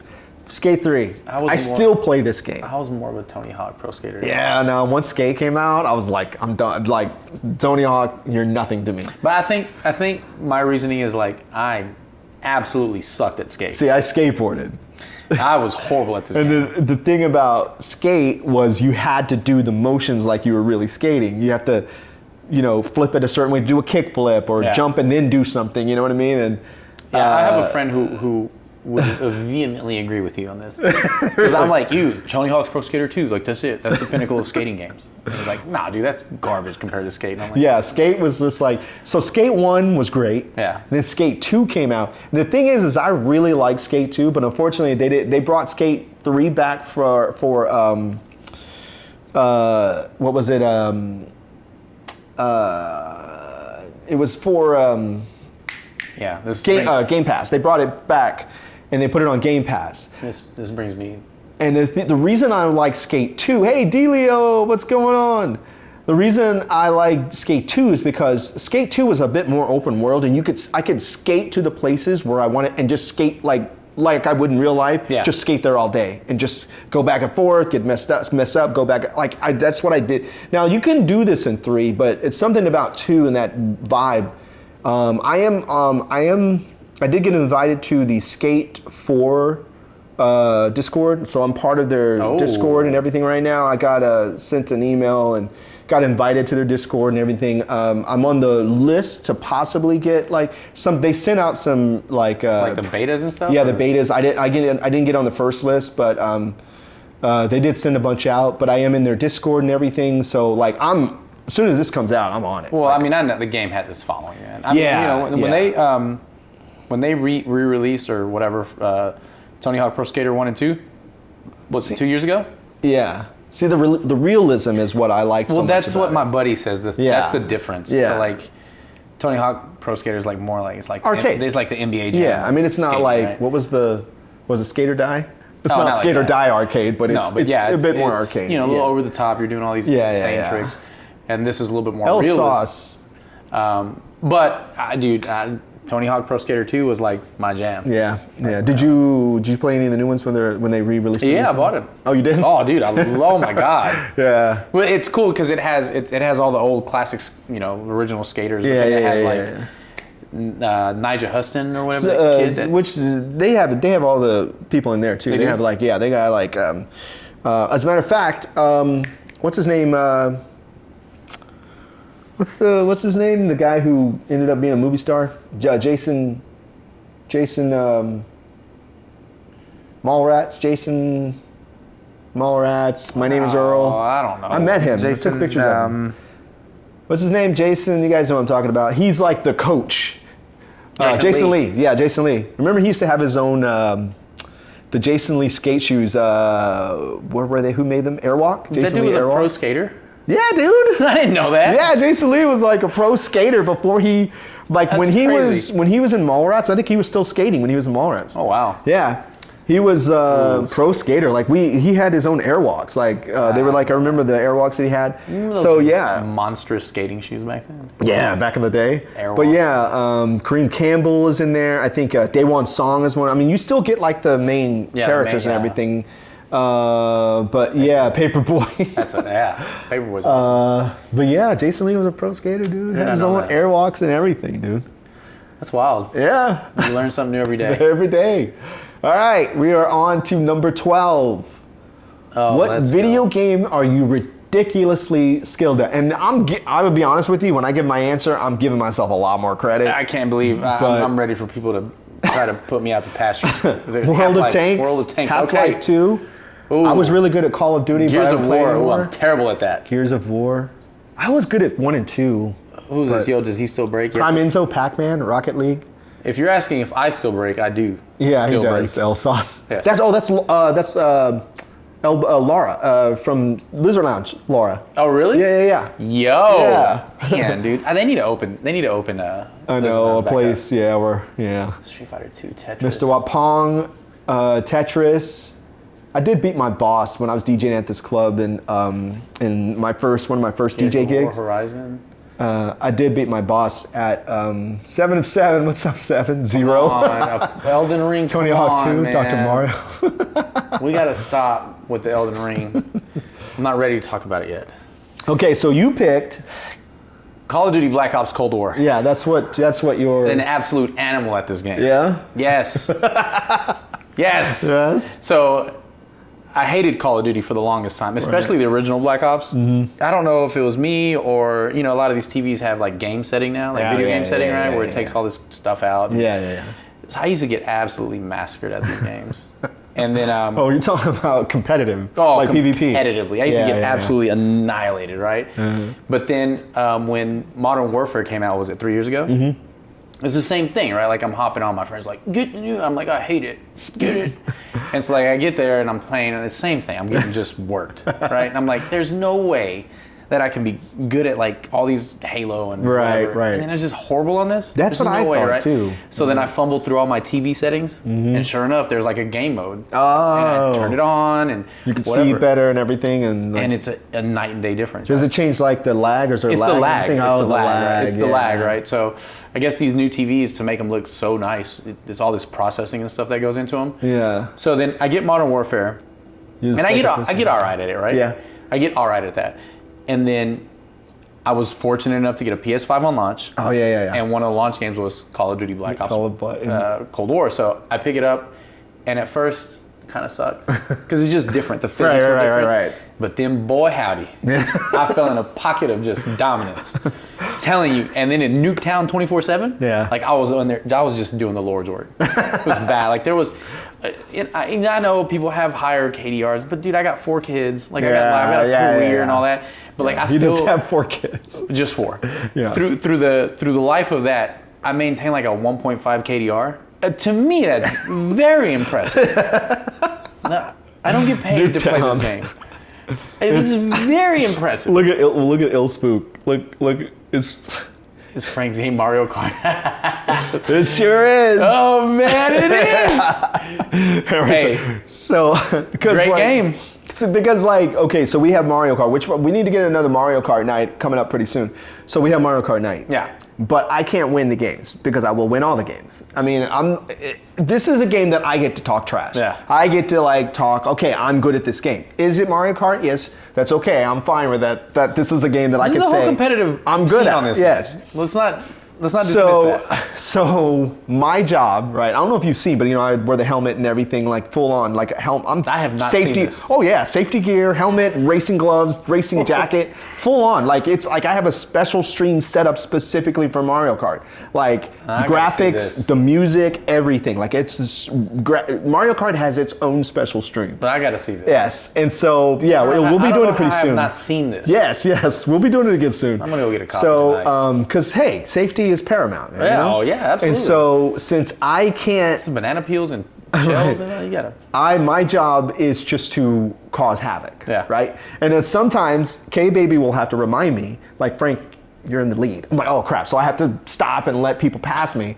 And then I think it was Godzilla Amy. I think her daughter was like, he sucks at this game. And she had to explain, like, no, he's losing on purpose because, yeah. So that's the game that I feel like I can genuinely talk trash. Yeah. Like, if I was going to, it'd be that game. Hey man, you gotta let it rip. Yeah. You gotta let people know. Wait, what is it? My husband hated it though. Really? It's such a good game though. It's so much fun. I mean, dude, I could play the one for the. She did say that. She was like, he sucks, but she had to explain it. It's the one. And Cheesehead's really good at it too. Like Cheesehead is definitely a competitor. Yeah, Cheesehead's really good. Man, at it. I could play the Super Nintendo version. Yeah, and it's just still fun. It's a fun My favorite game. though. My favorite. Double Dash. For Mario the GameCube? Kart. Yeah, Double Dash. I have it right there. Double Dash, because you remember you had two characters and you could switch them. I just loved, yes, Cheesehead. Double Dash was just, everybody calls him Cheathead. Cheathead? But Double Dash was my favorite. But that's the one game that, like, for example, as much as I love Destiny, right? I'm so incredibly average at PvP, and I want to be really good, right? I stay away from, I don't even play Destiny. That's the thing too, is like, I thought the same thing as you. Like, I used to, like, Halo 3, like, I made montages of Halo, because I don't even remember the sticky montages. The sticky montages? I used to, like, just upset people, you know, from the stickies, just bam, bam, bam, you know? So I used to be really good at Halo 3. So when Destiny 1 came, I was like, I'm gonna get in here and just smoke everybody. I'm like, what is happening? That game gave me I'm terrible at it. So in 2018, Ted Kate, dude, she likes stories 200cc, by the way. Everybody's flying off the map. So 2018, DJ Hero and him got me into playing PvP.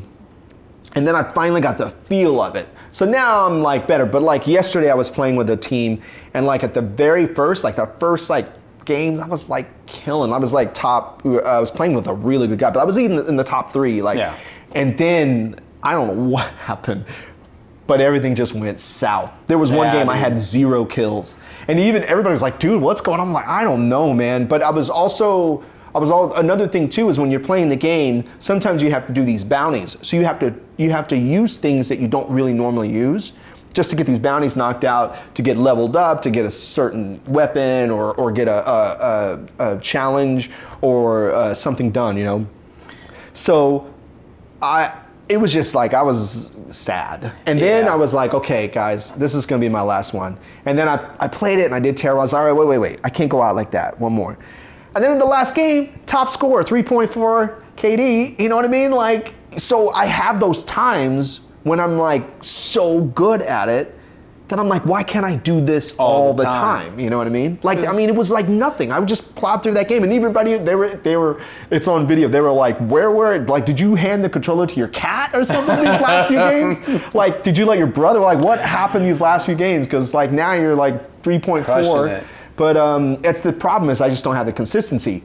Mario Kart, I have the consistency. All the time. Yeah, I have the consistency. I don't even know if I want to play with you then. So yeah, we'll do, Kate, get those engines revved up. We'll do Mario Kart. I'll go pick up a coffee. Yeah, you should. All right, we're rolling. We got this, we're going. We're almost halfway through. Number 13, what video game do you stink at but keep playing? This is one of the things that made me laugh. And this is not what made me laugh, but the game. I'll let y'all talk Apex, for a little bit. Rainbow Six Siege. I'm sure if they're still in here, they'll answer it for me. Only with DJ Blue. Oh, that's right. DJ Blue does play a lot of Rainbow Six. He was playing it today, I think. Sea of Thieves. Man, I haven't played that in forever. All of them. 7. Same. Video game that you stink at but keep playing. Oh, Halo Infinite. I like it. I like Halo Infinite. I do too. Apex Legend. I'm terrible at Apex Legend, but I don't play it. So Resident Evil 4. Hearthstone. Oh. You know, they called me. Who? Blizzard. Did they? To be creative director for Hearthstone, and they never called me back. That's it. They called me, and then I never called me back. Called you back? Never called you back? Yeah, never called me back. Overwatch. Man. If I have to answer, if I have to answer because I stopped, but. Oh, if you have to, Apex, yeah, because I was just, I played Apex, and I like Apex. I think it's a really cool game, but I didn't play it enough to get the feel of it, to be good at it. Never played it. So Gus's answers. Come on now, Paga la Luz. I'm good at Super Smash Brothers. That's blasphemous. Gus's answers. I hate this game. There's no bringing me back from this Elden Ring. I hate this game. But you keep playing it. I keep playing it. And like these guys, Paga la Luz and Kanye West, like they want me to play it, and I hate this game. And I tried to give it a go. I bought it. I caved to pressure. Yeah. It was like, you gotta get Elden Ring. Like, even Checo, right? Oh, really? You gotta get Elden Ring. Yeah. Whatever, dude. I've never played. What series is this a part of? Demon something? Demon Souls, Demon maybe, Souls, or something like that? Or Soul, something. Something Soul, Dark Souls? Dark Souls. Yeah, Dark right? Souls. Yeah. Is that right? Dark Souls. Yeah, Dark Souls, yeah. Get my dumb friends in here just in my face about this game. See, Buzzing Rager's got it. He's got a little pro tip. No. I don't play games I suck at. I don't need the stress in my life. That's right. And that's what I should be telling myself. This is how I should live my life. Exactly. Because I hate this game. Yeah. And this little dude right here, Apocalypse, can chime in, and Kanye West, whatever. But the first few times I played this game, I don't know, dude. I probably died 547 times. Like, immediately. No traction. Yeah. And so these guys were like, well, play with us, man. So, like, I get in there and I'm playing with them and they help me level up. And like, I feel like an idiot now. It's like, oh, I got to play with these dudes so I can level up. But you did, though. Yeah, but I still hate this game. You cannot tell me in any way that this is the game of the year. I hate this game. Yeah. A lot of people play it, though. I know. Like, a lot of people play it. Even freaking, what's his name? The Tesla guy, Elon Musk. Yeah. He came on Twitter and said, like, this is such a beautiful game. And I, like, responded to him, like, you're stupid. Yeah, there's this podcast I watch, H3 podcast, and they play it and they talk about it on there. Oh, no, Little Spook. I hate this game. I play this because your I'm friend. trying to be a friend. Yeah. So mine is a love-hate relationship, and it's Destiny 2. But you're good at this game. Well, here's the thing. So when I first started playing Destiny, I played it with my friend Lisa, and we played online. She lived way up in Plano, Frisco. So we always played online. So we were sort of in this bubble, like this bubble in Destiny 1. There's a lot of things that I didn't know, and every once in a while we would get together and play with people and raid, but we just played in our own little bubble. So there's so much stuff that I did not know. I didn't really know about, like, building up your character, leveling up, and weapons. And plus, Destiny 2 is built different. The mechanics are different. The leveling is all weird now. Now you can craft weapons. It's all crazy. But when I started streaming, I started learning more about how to play Destiny, I would say, correctly. Like, I basically discovered a bunch of things that I didn't understand. And like, oh man, I didn't realize I could do this, and this is how I can make myself stronger. Or if I just want to use grenade launchers and this weapon loadout, there's ways that I can enhance my character to use it better. Yeah. There's a lot of things I didn't know. So I learned so much from the community that I once I got outside of that bubble. But like I said, like when I play PvE, when I'm in the world, I feel like I'm a really good player. Like I know exactly what I want to do. I go on, I do it. I'm usually, like, when we do strikes, top scorer, like. But when I get in PvP, that's when it's just like, I don't understand, like, how I can just plow through the game. And then like yesterday in the game that I was playing that I got 0 kills, like I was pegging these guys and they were just like, nothing was happening. Like, I'm like, how did you run around the corner? I'm like, I saw nothing but yellow numbers and you didn't die. Like, nobody died, which doesn't make any sense. And I know this thing, look, I know you guys might think I'm crazy, all right? But hear me out. I think Bungie has me on a list of people that they want to troll. I'm telling you, I think Bungie has a list of players that they put in a little folder, like, okay, these are the players. And here's the thing, I started clipping things when they happen weird. So for example, I emailed them. I will land, for example, I was playing Gambit. Yeah. The boss, the primeval shows up, the boss shows up. I'm on the other side of the map. There's 3 people next to him. Who does he look at and start shooting first? Me. And then he doesn't give up. Like, I'm like running behind something. Like, there are people by you. And it's not the first time that's happened. It happens all the time. I think, so sometimes I'm wondering, like, do they look at, like, who's getting the most kills? Do they go after maybe the person that's killed the most combatants?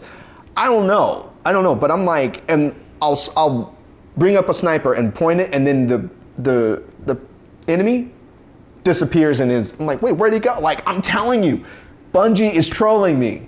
And Hammershot, I know you're laughing at me, but it's true. It is true. I think I'm on a list, and I think Bungie is trolling me. I think they are. I think they want me to be experimental subject 436. What's up, 5? That's funny. All right. We are on number 14. What's the most stunningly beautiful video game you've ever played? Okay, y'all gotta chime in on this. Yeah. And let's see if I'm off base here. Yeah. Because there's some contestants here. Yeah. Most stunningly beautiful video game you've played. The Division. The Division. Division's good. Ooh, Breath of the Wild. Yeah, that's a great game. No, Omno. not Elden Ring. Oh, you played Omno, lady? J-Dog? That's a really cool game. I don't know if you played that. It's a really cool game. Nope. Yeah, it's a bit simplistic, like as far as graphics, but it's still like beautiful at the same time. Yeah. Puzzle type game. You should check it out. Ori? Horizon Zero Dawn. Last of Us 2. Okay. Yeah, Last of Us 2, Okay. Assassin's Creed Odyssey, Final Fantasy, Hellblade. That's a great game. Do you ever play Hellblade? Nope. Dude, you got to play it. It's a one story, like a story game, but it's really good. What platform? I think it's on Xbox. It's on Xbox. I played it on Xbox, but I think it's on multiple platforms. Yeah. But I think it's on Xbox. I think I played it on Xbox. Ooh, BioShock. Yo, dude. You know what? Before you flip into this. Oh, yeah. I just beat BioShock not this first summer, one? but the last summer. I just beat it. Dude, I bought it when it launched. when you played that game, were you just like, my what am I God, dude. playing? Yeah, right it now? was so crazy. I was sitting right here. Remember when I used to have the black leather couch and playing it on that big Sony TV, and I was Dude, just like, that game was so What? crazy. And the thing is that like, I remember buying it at launch and I played it damn near to the end. Yeah. Pardon the D word. But then I just stopped playing it. Yeah. And then like a year, I guess when I COVID played was it going all the way on. through. Oh, you jumped Like, back on it? I was like, I need to beat this. Yeah. For whatever reason, dude. It's so good. I got it, and beat it, and it's such a great game. Hellblade is on Game Pass, and Okay. I think because we played on the I need to- podcast Bastion. Okay, I need to sign up What's for up, Game Blade? Pass. I don't have Game Pass. Oh, dude, Yeah. it's like you heard it's awesome. don't really have to buy a game, dude, Yeah, ever I again. need to get So Game Pass. I What's it- have it's Game like Pass $15 Ultimate. a month? Yeah, I have Ultimate. My goodness. And you get BioShock is the craziest it game is I've such ever a played. cool game, man. And you know they're working on is it Netflix that's working on a series? Movie or series? Yeah, maybe I saw that on IGN. Yeah. Instagram. There's a Ooh, Ghost of Tsushima. Oh, that is a good one. I hadn't opened it. Yeah. So your answer is it? It's a great answer. Red Dead Redemption 2. 2. That's a great game. Incredible game. Really good Rockstar at it again. Mm-hmm. And when I get on that old horse and I'm riding from town to town, I'm like, man, this is what it was like in the Old West. Yeah. Right? Yeah. Incredible game. Yeah, it was really good. Took me a year to beat it. It's Yeah. fine. That's what it takes me to beat these games a year. But incredible. Graphically, I mean, unbelievable. I can't even imagine what it'd be like if they released it on PS5. Yeah. I mean, Yeah. but look at this. I mean, Yeah. oh, dude, I can't. Again, this is one of those games I can't say enough about. Yeah. It's such aesthetically, just look at this. Yeah. I watched so many people play it. Oh man, the storyline was awesome. Yeah. The graphics were awesome. Again, we'll talk about Grand Theft Auto 5 later, but just getting on a horse and just riding around, Yeah. and you just look at your surroundings and Yeah. landscapes. It's an awesome game. Yeah, it's a really cool game. I never played it, but I watched so many people play it when it came out that I felt like I have it, and I would just leave it up and just watch people just play it. I need to start it. You should give it a go, I need to start. man. I know. I plan Such on a it. good game, man. I really actually do plan on playing this game. And again, it's like GTA. Like you can do all these side missions and stuff, and they have legendary animals you can go get. Look at the game came out 4 years ago. Yeah, 4 years ago. Because I remember I started streaming on Mixer when it came out. It was this whole big deal. Awesome and that's also back when, and in 7, I don't know if Miss Aprils is still here, but a lot of the streamers, my own creation, a lot of the streamers were a lot more supportive of each other. So I would sit and watch people, but nowadays it's really tough. I mean, I work full time now, like I'm way more busy than I ever was. And I'm streaming way more than I did on Mixer, like streaming way more and way more consistent. And then I've started the YouTube thing, so I've got that whole thing going on, doing more traveling related to this stuff. So, but back then I could watch people just play this game, and I was like, but now when you gave me your answer, I'm like, you know what, I need to play that game. So mine, and I actually just started this recently. Cheesehead posted something about this in the Discord, but I finally started Miles Morales. Do not disagree. Yes, and so the thing is that I played So when this is the first game I bought for the PS5 when I got it. And it comes with Spider-Man. Spider-Man. Yeah. So I played that first, and people were telling me, "Oh, you think this is good?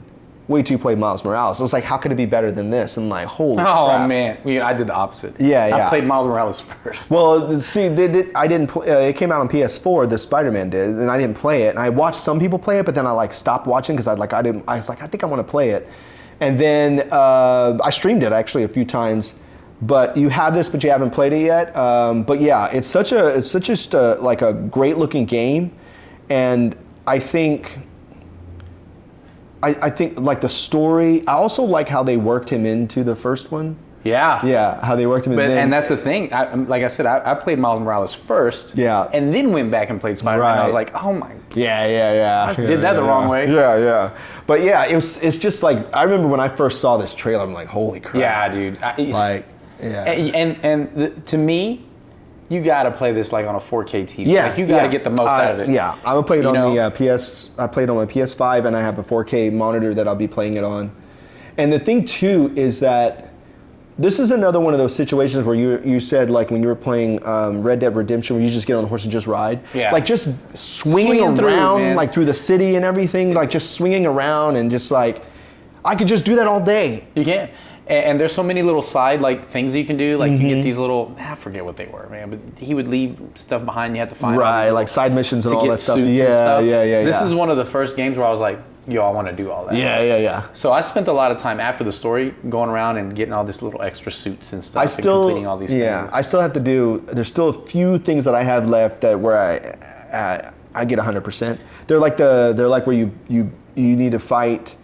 You need to fight the bad guys, but you have to do certain things like bounce them into a wall 5 times or something. So I still have to go through and do all that stuff. It was cool, like all the extra suits that you can unlock. Yeah, like was super cool. Yeah, too, because like if you're a comic book nerd, like you know where these suits exactly come from and stuff. So I think I only have 2 suits left. I think it's the one where I forget what it's called. It's like it's a skull. Like he's all just naked and like a skull. That's the only. I think that one is the one I have left. All right, here we go. Number 15, halfway through. What's your favorite puzzle video game? Puzzle video game. Chime in, people. Favorite puzzle video game? Yeah, the suit changes. 100% awesome. Spider-Man. That was 3 months of my life gone. It Takes Two. Oh, that is a good game. The Room 2, Columns, WWE Portal 2, WWE. Oh yeah, Lady J Dog's a bit. She's a big wrestling fan, as is Godzilla Amy. I played that game for a little while. Bust a Move, Ori, Visage, Witness. Oh, Witness! I never finished that game. I need to finish. I need to go back and Outlast.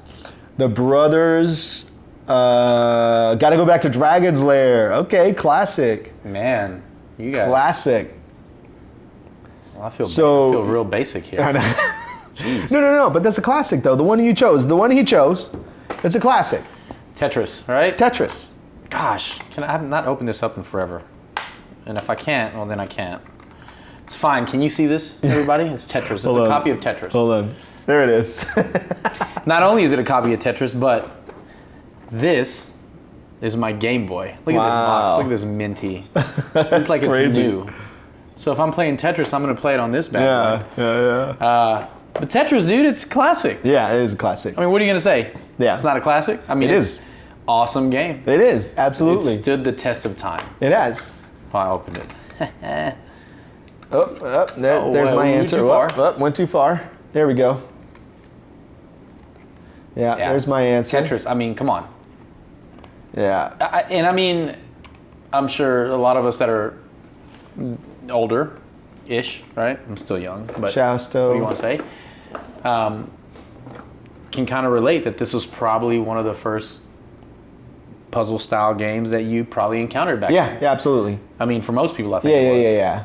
And it was just so popular. I mean, this arcade game was in one of the first clubs that it was the only game in one of the first clubs I ever DJ'd at. It was the second club I ever DJ'd at in Lawton.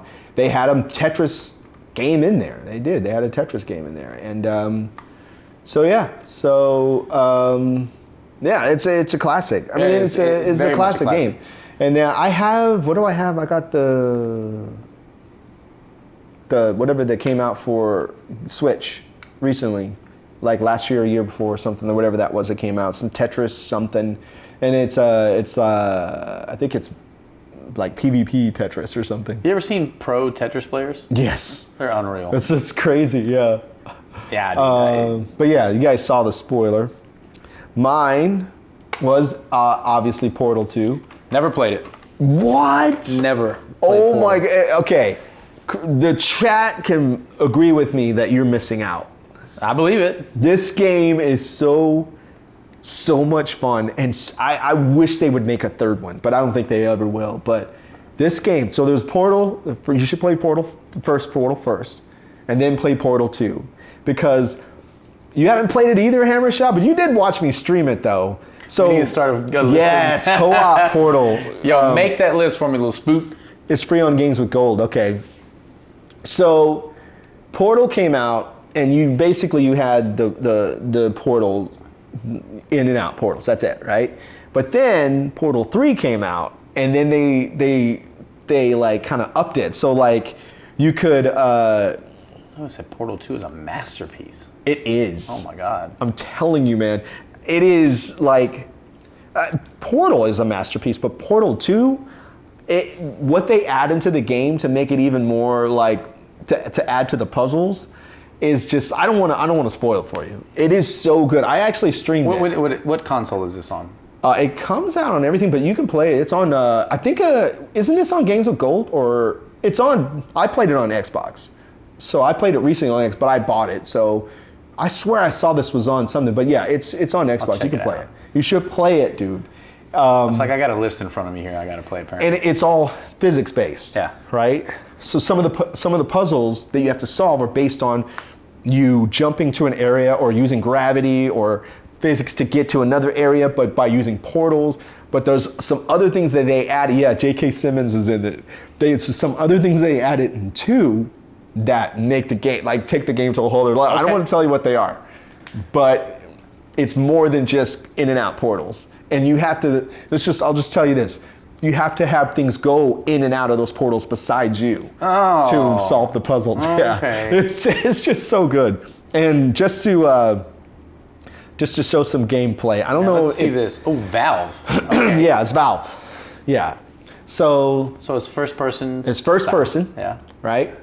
So and it looks like trash, but it's because this is Portal 2 where things have kind of gone awry. Gone awry. Yeah. And so this will give you an idea of how you've got to figure out these puzzles. So you can grab it with this. You can do that, but So you can make a hole somewhere. Let's see. So you can block it. And so you have to figure things out so you don't get killed by the laser. There's all these little things you got to figure out, right? So see, they put a portal there, but it's because they've got to get that block somewhere else. So they're gonna go up, and see. Oh my god. So. See? But this is not even close to what happens later. Like this is still kind of the basic stuff from the first one. I don't even want to tell you what ends up happening. So you should definitely play this game. But there's a story behind it, right? There's a story behind it. There's a whole story. There's narration, there's a story. You do hear a lot from J.K. Simmons. And as a matter of fact, what's the name of the actor? He was one of he's super super tall guy. Stephen Merchant does a voice in it. Really? From the original The Office, the original. He's in it, and yes, play this game. Okay. Play it. I'm telling you. First, find Portal 1. I might have Portal 1. I might just let you borrow it if I have it. Just before you leave, let's just see if I have it, and you can just take it with you. Okay. I think I might have it, but either way. I always say it like I think I have it, and I don't see it up there anywhere. But it should be available. Yeah. Game Pass or something like that. Yeah. But you should play Portal 1, so you kind of get the feel of what's really going on, and then play Portal 2 and watch how they just like take it to another level. Yeah. Trust me on this. Wrapped up on some stuff here. He won't be sorry. I believe it. Yes, he won't be sorry. All right. Cake or death. We are on, what are we on? 16? Yeah, I think so. Maybe? Hold on. Yeah, 16, there we go. Oh yeah. Of all the game consoles you've owned. It's better than Elden Ring. Thank you. That's all I need to hear. Yeah, it was part of Orange Box, that's true. Which was your favorite, SNES? Ooh. I knew that was going to be 7's answer. Dreamcast. Yes. No question. Dreamcast. Any other takers here? Oh man, I love this. I love this group of people. Yeah, Series X. Oh, Cheesehead. Series X. That's I mean, it is a great system. PC, NES, Xbox One, PS2. Oh, let's not hate on the Wii U. Wii U. I like the Wii U. I liked it. It was the intro to the Switch. I still have Dreamcast I was so upset, but it just happens to be your answer. Dreamcast. Yeah, your answer. Now, I have a massive affinity for 16-bit generation, but the Dreamcast. Yeah. Man, they took a big old dump on it. They did. You know what I mean? It was ahead of its time. Mm-hmm. Now Sony came out and said, hey, let's put a DVD player in ours. The Dreamcast was so much better, too. But the Dreamcast is incredible. Crazy Taxi. I still have I have Crazy Taxi. I have Power Stone 1 and 2. Marvel vs. Capcom 2. Dude. I didn't either, Amy. I thought the controller was it cramped my hands up super bad. Yeah, but you remember the first, Jet Set Radio. Yes, Jet Set Radio. Xbox controller, the big one? Yeah. It was kind of similar. Yeah. But I still love the system, though. Yeah, it didn't have the proper support. Again, there's some consoles over history that kind of fell to this. Mm-hmm. So like the Vita got crushed by the Switch. Yeah. True. This got crushed by the PS2. But, oh man, I have it. Mm-hmm. I play it. I even bought I forget the name of the company. I think it's named Pound, but they make an HDMI cable for it. Oh, really? Just pick it up, man. I mean, still got mine right there. I still love works. this console. Yeah. And if it wasn't for some of the games being so expensive, I'd buy more, but they're so expensive, Yeah. Well, my favorite was the GameCube. That's my favorite, dude. You can't argue it. I love the GameCube. GameCube is incredible. Such a great system. And so many great games on it. Some of my favorite games. And then we had a lot of game nights with this system. We did. A lot of game nights with this system. I remember playing Mario Strikers. Yeah, tennis. We played let's see, what do I have? Smuggler's Run. Yeah. Smuggler's Run, dude. Oh my God, Smuggler's Run War Zones, dude. That was the game, dude. I wish, let's see, what else? That was the first Need for Speed that I fell in love with too. F-Zero, GX, there's Strikers, Monkey Ball. Monkey Ball. Super Monkey Ball. The Star Wars games. Yeah. It's such a great system, dude. Did anybody play Monkey Ball? Has anybody ever played Monkey Ball? Oh, Beautiful Joe. I remember that game. Beautiful Joe was that was like crazy good. That was just a little ahead of its time too. You know, the cartoon vibe and everything, like comic book vibe. Monkey Ball. I think they Super Monkey Ball. Lady J Dog. We might have to do let's see if there's a Monkey Ball, and we could do that'd be a great community game night too. It would be. Monkey Target night. That's what we remember. You like Target and you like Velcro onto the. Yeah, that was a really good one. F-Zero. I wish I could play him. You might have a seizure now. That's a great game. That was a great game, though, yeah. I'm telling you that, the thing, that control. I don't know if any of y'all are in Super Smash Brothers community and stuff, but you still use that control. Still use it. At all the competitions, they still use that control. Still use that control. Still. Like, they released special editions for these last and they made it specifically for the game. And when I play, I use that controller. Incredible. Yeah, and I can use the regular like the Switch Pro controller. The Switch controller. I have a Switch Pro, but when it comes to, because first of all I need the yellow joystick on the right. It's just dude, for Smash? Yeah. Oh yeah. You gotta have it. You know what I mean? You can't. I mean, the Switch, like the Pro controller is nice, but if I have a preference, I'm gonna play with that. Yeah. Look, Apocalypse Lou said there's one for the Wii U. Mm-hmm. There is one for the not sure for Switch. Yeah. I looked up something recently, and I think there might be something that you can download, but we may have to figure out if there's a version of that we can make for community night. All right, we are on to number 17. What game console do you wish you still owned? And so this is an interesting answer that you have, because I don't even have to put an answer up for you, because you went back and bought all the consoles that you ever wanted. I've bought them all. You bought them all? And I mean, growing up, so like my parents bought me, let's say, I think my parents bought me a Nintendo, and then they bought me a Sega Genesis, because I'm a big Sega guy. Yeah, right? But they bought me a Sega Genesis, and I think that was it. Yeah. I think from there it was like, I was of age and I had like a little part-time job or whatever.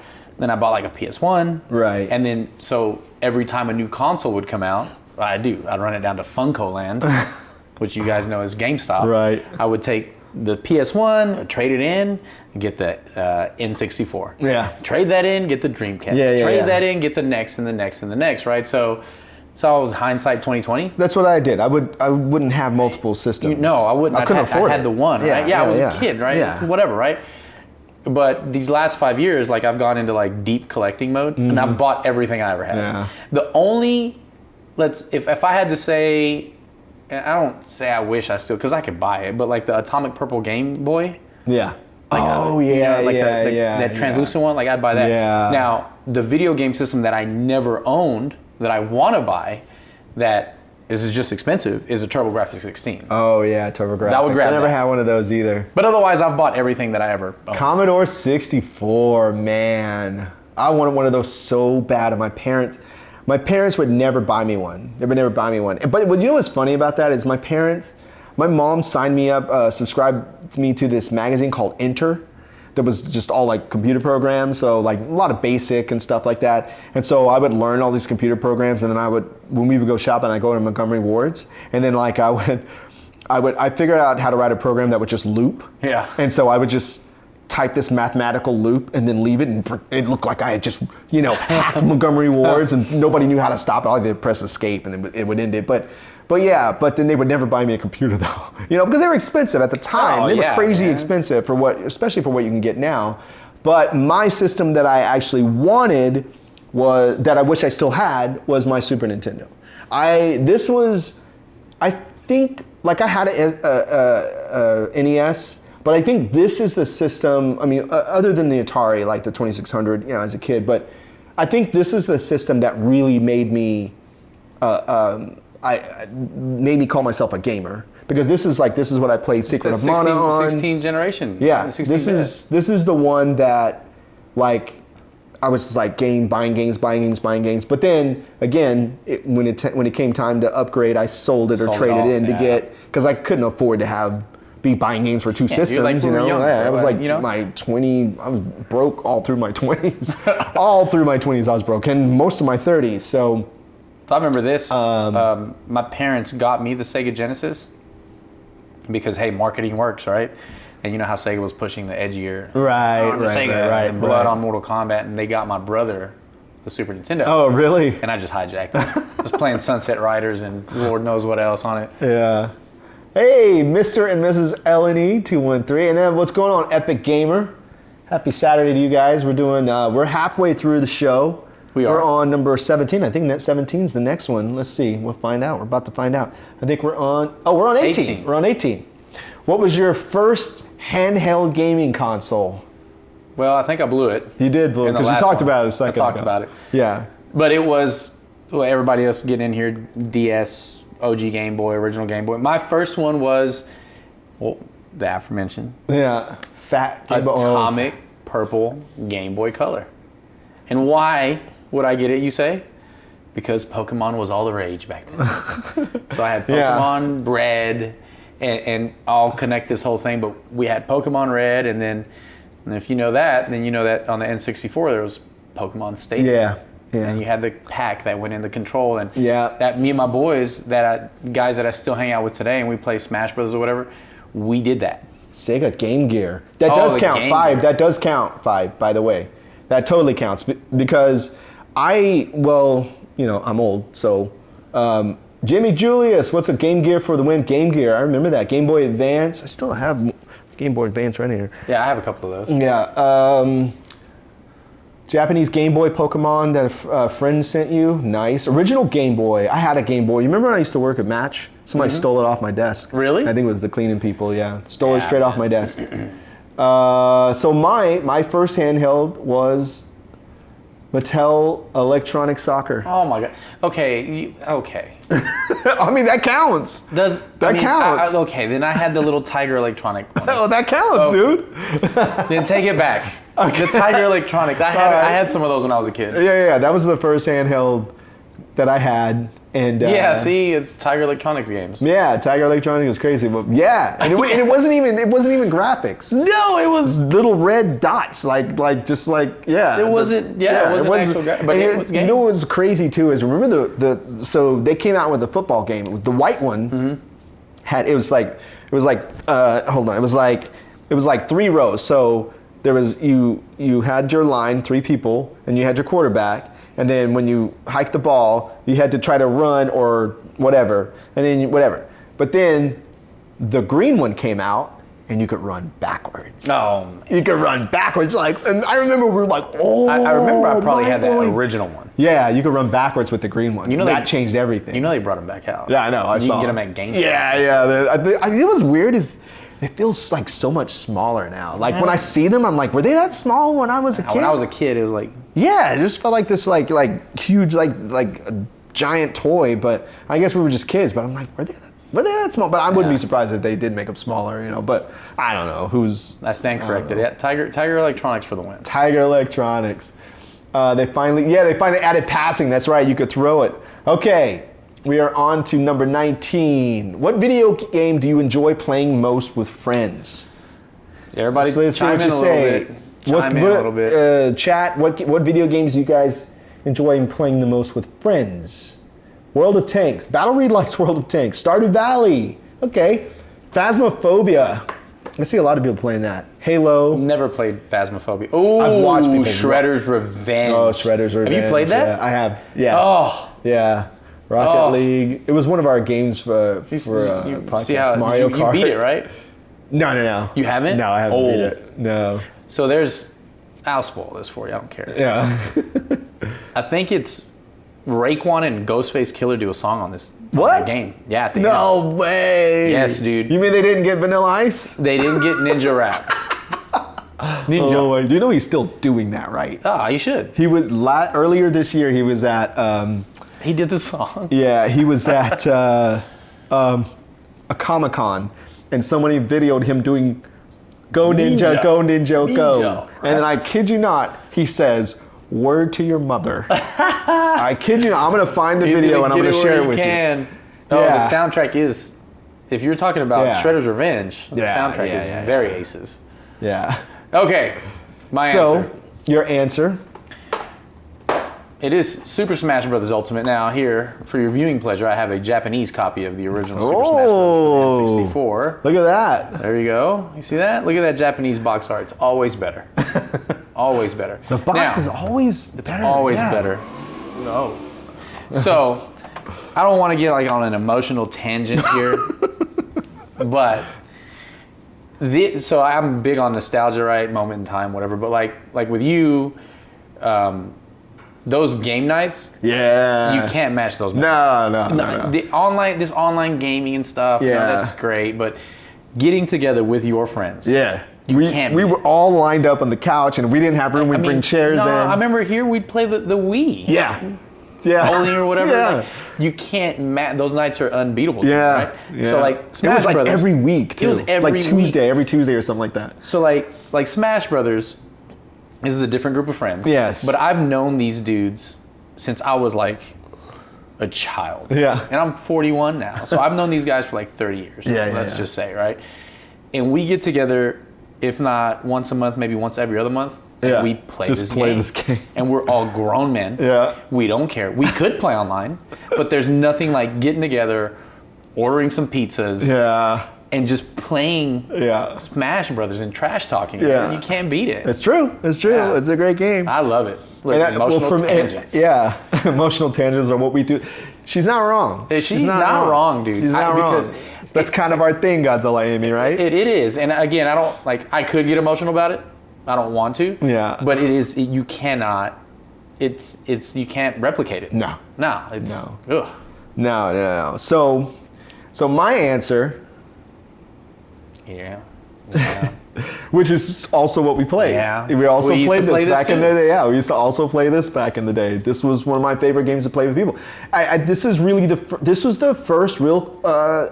This is our first real community game that we and then the thing too is like I literally like made an entire special built scenes and everything specifically for Mario Kart.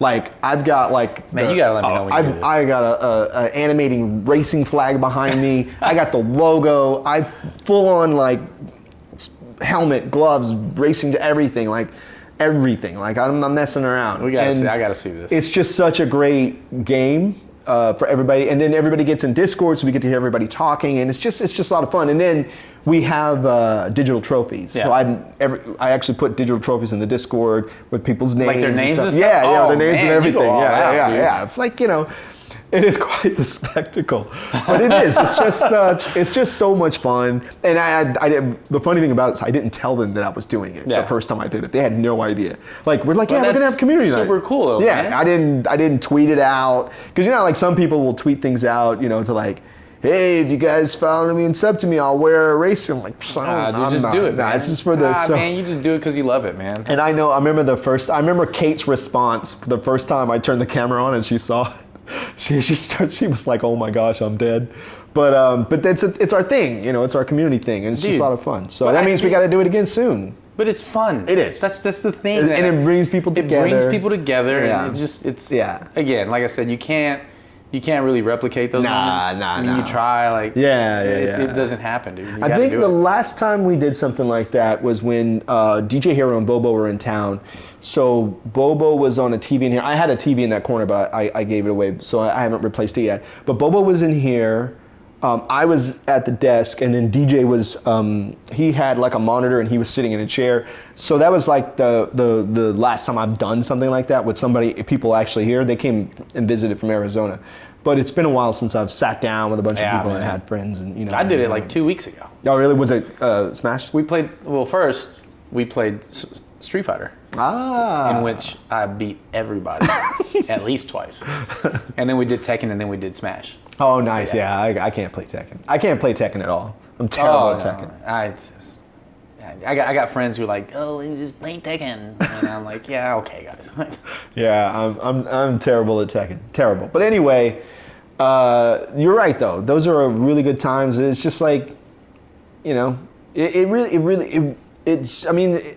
go back to even not just GoldenEye, but I don't know if you remember, we used to play Time Splitters. I don't even remember Time Splitters. I remember the game. And so I remember like a bunch of the guys would come over and we would just go into I think it was, you could do this in Time Splitters, and you could also do it in, what was it? The Perfect Dark, where we could all be on the same team and just fight bots. Oh, yeah. That was a lot of fun. Yeah, Kanye West's probably asleep now. No. But a couple years ago, we did that. Played Perfect Dark with just I'd never played that. Yeah. Perfect Bot against Just Darts. Yeah. And it was just so much fun. And then that was cool too, because then we were all like trying to help each other. Yeah. And but yeah, Kate. Yeah. Dude. I mean, I could talk about it all night. We'd be here all night. We would. All right, number 20. Right, they were already at 20. We had 10 left. I know. 10 left. Of all the game controllers, this is an interesting one. I was really surprised your answer. Of all the game controllers you've held, which is your favorite? Xbox, PlayStation? Lady J-Dog, which PlayStation? Which PlayStation? The most recent one, or Xbox? Because Xbox has been pretty much, I don't know if you saw that video I made. No, I had to borrow a controller from you for it. About the Xbox, the controller has not changed in years. Pretty much has not changed. Xbox Elite, the Wavebird. Oh, the Wavebird. Oh, man, I have one of those. Yeah. Xbox One, Elite Series 2. I really like the Elite Series 2s. I have a few of them, but they don't hold up, dude. They don't hold up. But the new ones are supposed, the new ones are supposed to be like high quality. See, I want one, man. Yeah, because they even made a comment when they put out the new ones that just came out. It's still Elite Series 2, but they made a point to put in the blurb about you should be getting quality for for a $200 control. Yeah. You should be getting quality. Like mine are just sitting up there because I'm like, why? I'm like drifting, drifting joysticks and all this other stuff. It's ridiculous. And that was within 6 months, paying that crazy. much money. Stick drift, see? I got stick drift too. I have stick drift on my the Switch, the Joy-Cons. Oh, really? I've actually never used. I think I used them when I first came out, but I don't use them. I don't use them much. I try to use the controller. But yeah, just for what you pay for that controller, you should not be dealing with at all. Within it looks 6 super months, cool.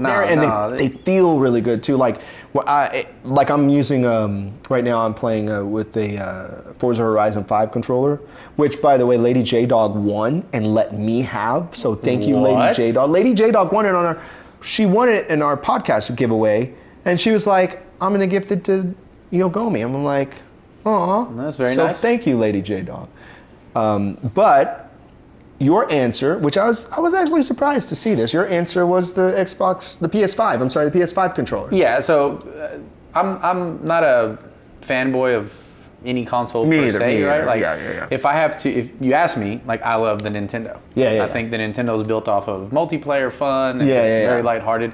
But this PS5 control, and I think Lil Spook kind of alluded to it, the feedback.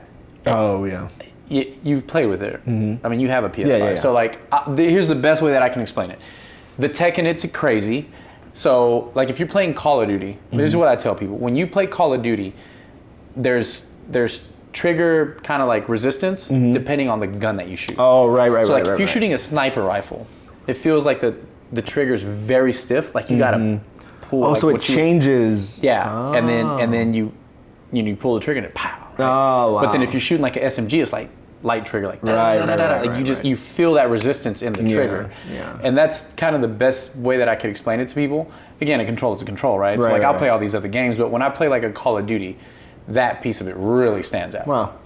And I'll get on my high horse. I think that, so like, I don't like to bash on consoles or whatever, but I think the fact that you still got to buy batteries for an Xbox control, it's a little annoying. You don't for the not the elites, but you do for the regular ones. The ones that come out of, because I bought the Series S, which is great. Yeah. But you got to buy batteries for it. It's like, come on. I mean, I have rechargeable ones. But, I mean, you can buy the rechargeable thing, but I think at this point, like, having something you could plug built in and charge because like you see mine's just sitting on the controller, the charger just. Yeah.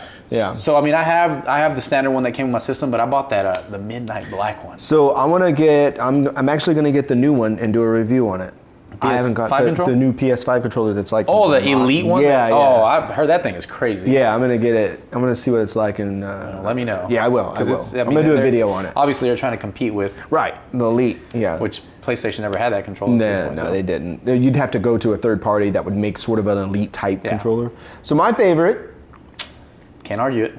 This is still one of my favorite controllers of all time. Classic. Think about it. When did the GameCube come out? 20 years ago? Yeah, like it's still used. Still to this day. Well, hold on. Let me look at the year. When did the GameCube come out? Still used in the same competitors, worldwide, global competitors still use that controller. A wired GameCube controller. Yeah. Let's see. Nintendo GameCube. I want to see what year this was because I was like first in line when this thing came out. This one that you have right here on the screen is 2001. 21 years ago. Japan, America, November 18th, 2001. 21 years ago. Yeah. So this one that you have right here is the I forget the brand. Power A, I think. The wireless one. I bought two of them. These are junk. Oh yeah. But your standard wired Nintendo branded GameCube control. Yeah. I still have. Well, my OG ones. The last two releases of Smash Ultimate and the Wii U one, they had edition controls for those two. I have both of those. Oh, nice. And they just, I got the Smash one. They come with the longer cable. But, oh, they're awesome. And the cool thing too was they allowed you, I still had the 4-port thing from the Wii U. Yeah. And it worked, they allowed it to work with the Switch, so I didn't have to buy a whole other thing. I love how Nintendo makes every console 5. Every console is a different controller. I guess the Wii and the Wii U are the same, but for the most part, you know, every like major console that changes, they do change the controller. All right, we are on to 21. What video game have you spent the most money on? This blew my mind when you told me this, but why did it blow your mind? Because I didn't think about spending that much money on one game. Oh yeah, I got this like 2 months ago. Yeah, so you spent this much. You spent a lot of money on buying a game. On a game. Yeah, and I was like, whoa. But then I was like, wait a minute, what am I talking about? But how much? I mean, okay, so World of Tanks, over 20 battle read. You spent 20. Are we gonna have to have an intervention? What? Is that real money or World of Tanks money? What's going on here? We're not talking about with expansions and all that. Oh my gosh. World of Warcraft, 16 years of I could see you spend a lot of money. I guess years and years. Yeah, if you're talking about DLCs and expansions, sure. Yeah. But I grab every expansion with every Okay. Well, in that case, I've spent a ton of money on Fortnite. Yeah. Yeah, real money, premium tanks, and jeez, battle read. That's good. I had a problem. Rainbow Six Prime. I'm not rich. Wow. I'm just World of Warcraft. I can imagine a lot of people spend iRacing between wheel gear. Oh, that's right, because Hammershot, he's into he buys like the wheels and stuff and everything. Yeah, well, it's okay. So this building a PC to run it, about $3K. It's still just for the game. Wow. Boy, you guys still get in a different direction. Dang, Cheesehead spent about $1,000 on Star Citizen. Oh man. Wow. I don't even want to talk now. So, again, I'm gonna make myself feel better. I've spent a ton of money on my video game collection. Yeah. But on a single game, I bought this recently, Power Stone 2, and it was $150. $150. Yeah. To me, that's a little much. Yeah. You know, for a game that's 20 years old. Yeah. But I know that you got little Samsons and there are thousands of dollars and all that, and there's some stuff that I have that's in box that I was kind of fortunate to get across and I came across cheap. But this game is wild. Yeah. If you've ever played it, I don't understand why this game hasn't been brought back, it's a Capcom game. Yeah. Right. I don't understand why this game hasn't been brought back, but it is an amazing game. Yeah. I'd never heard of it. You've never heard of this game? I've never heard of Power. Yeah. So I mean, I remember playing this one on the Dreamcast back in the day, and it is a super cool game. So yeah, you have the Dreamcast version. I mean, well, I think. Oh wait. It came out on the PSP or something like that. Oh, okay. Or something, I think. But this game is kind of a little bit of an obscure title, I'd say. Yeah. I had never heard of it. I had to look it up. I was like, I found this footage of it. $150, and I mean, who knows? If I'd have got it 5 years ago, it may have been cheaper. Yeah. But games have just gone up. And where'd you get it?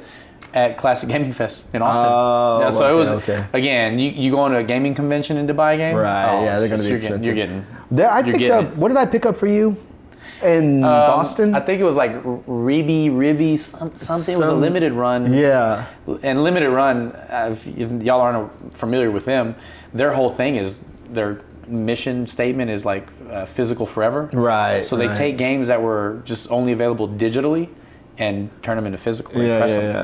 And then they become like collectors. So they have a series. It's like limited runs 55. Right. So like they sell out quick, and people shoot to have like complete collections and stuff. You know, that's interesting is that when I was at PAX West, so this PM Studios. So PM Studios. I met them at PAX East, and they have this game called Hoa. I've heard of this game. And it's digital only, but they did that. They made physical copies of it. This company did. Yes, but I have number 143 of 500. Yeah, so I didn't know that when he gave it to me. He just gave it to me for free, and I was like, oh, thanks. It's super cool. I mean, but see, again, they're not the only. Limited Run isn't the only company doing it. Yeah. But they're one of the better known companies. Right. And they have like they've done God, what was that game on Sega CD? Night Trap. Oh yeah. That was like super controversial. Like they did a release of that.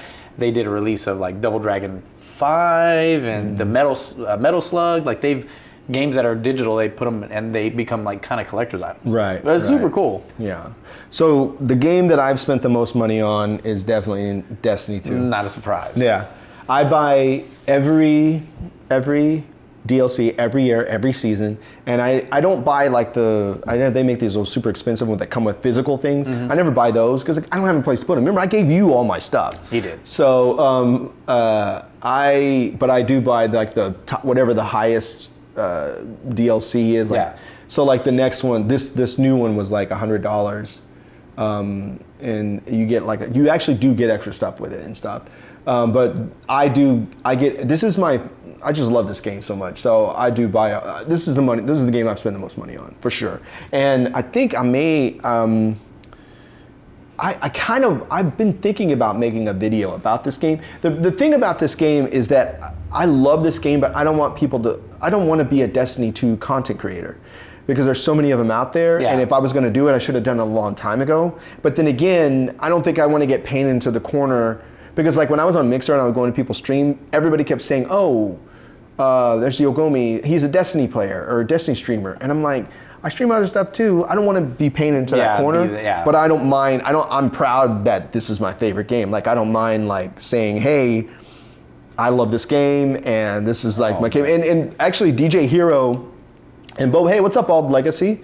DJ Hero and Bobo they were talking, they were like, we wish we had a game like Frank has Destiny 2, because I just love this game, and people complain about it all the time and this and that, and but I don't know, I just love it. I play it every day, and sometimes it cuts into the time where I should be playing something else or working, but I played it today just to get some stuff done. But this is the game that I spent the most money on. Yeah, you do play this a lot. I do. I know that for sure. I do. I think I even have some clips here. Yeah, here we go. Yeah, man. And this is from my account. This is actually footage from my account. I think there's some good stuff here. Let's see. I think this was when. Okay, so I try to find the stuff where I actually did something good, because there's plenty of stuff not good where I mess up. Okay, so this is a point where this is Gambit. And we're about to be, okay, so we have an invader. Invaders come in to get us. So I don't know where he's at. And that's the one thing is, you don't know where he's at usually until it's too late. But I hear him. And then watch me take a peek on the side of the wall over here. I'm like, where is he? And I'm like, wait a minute. Wait, I'm going to take a peek here. I'm like, oh, there he is. So he shoots a rock and it misses. Shoulder charge, and now he's blind. He can't see. That's why he's got smoke above his head. So he tried to go invisible. He tried to go invisible and didn't get away. So, but yeah, this is a game that I played quite a bit, and this was actually just a few days ago. I don't know how I survived this scene, but I played quite a bit. I love it. I mean, just look how beautiful. This is PvP, and look how beautiful the game is. There's still an active community on this. Yeah, huge. The community on this game is insane. That's another thing that I learned when I started streaming and learning more about Destiny, about the community. I didn't realize, because I was playing this little bubble with me and my friend, I didn't realize there was all this other stuff happening. And you just started a Titan class, Cheesehead. Nice. Well, nice. I will say, I think I came over here one day to pick something up and you were playing it. And I was like, yeah. Oh man, this is cool. I went and bought it. I have not installed it yet. Oh, it's so good, man. Yeah. And 5 has a point, is if you stream it all the time, you run the risk of playing it for others and lose the fun of playing. And that's the thing too, is one of my favorite things is kind of getting lost in this game, turning on and playing by myself. And a lot of times when you stream, people will always want to play with you. And I don't want to be the bad guy. I was like, I'm just playing alone, you know. But yeah, this is just one of my favorite games.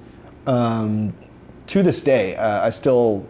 You've been playing it for a while. Long time, since D1. Yeah, since you've been D1. playing it for a while. And it'll always be one of my favorite games. I know it's not Don't Hate on Kate's favorite game though. She hates it. I don't hate it. I do remember getting the original Destiny. Yeah. Like, oh, this is made by Bungie. Oh, right. Oh, I'm gonna dominate. That's the thing is when it. That's what I thought too. Rocked. Yeah, yeah. But I was excited for the game because if you in was it Halo Reach? No. ODST. an ODST in some of the town areas, you see the posters that say Destiny. Really? You see it, yeah. There's like, and you see like things that say Destiny, but it's sort of, they're sort of like marketing it as something else, but it's clear that they're talking about the game that's coming up. I did not know that. Yeah, so. I love little Easter eggs. Yeah. All right, number 22. What's your favorite video game franchise? Go, do as you will, people, for a little bit. Team Titan. Medal of Honor. Medal of Honor. Crash Bandicoot. Crash Bandicoot. Final I used to play Fantasy. Medal of Honor a lot back in the day. Never played it. Yeah, I used to play. I don't know if I still have any games, but I used to play it a lot. Gears of War. Mass Effect. Star Wars Battlefront. Hey. Star Wars Battlefront. Final Fantasy. Gears of War. It's a good one. Gears of War. Star Wars Battlefront. Battlefront is so good. Battlefront is awesome. Battlefront 2, man. Cheesehead kind of got me into playing Battlefront 2, actually. Final Fantasy. I mean, Final Fantasy is just legendary. Oh, it's legendary. You know? I mean, Civilization. Oh, Uncharted. Civ? God Wow. of War. Street Fighter, Mortal Kombat. Battlefront is awesome. Yeah. I mean, correct me if I'm wrong. That when they released it, they got a lot of heat. Yeah, they did. Yeah, because you could tell that it was just a cash grab. But then through updates, which is the good thing, it's a good part of technology. Yeah. All these updates now, it's. Oh, Monster Hunter. game. That is also a really good game. Tiger Woods PGA for the longest. Maybe Forza. Okay. Tiger Woods golf games were fun for a long time. Yeah. I never played them, but I watched people play them. Final Fantasy made me mad. Spend $60 for the remake, and 4 months later it was free. It happened. That happens quite often. Yep.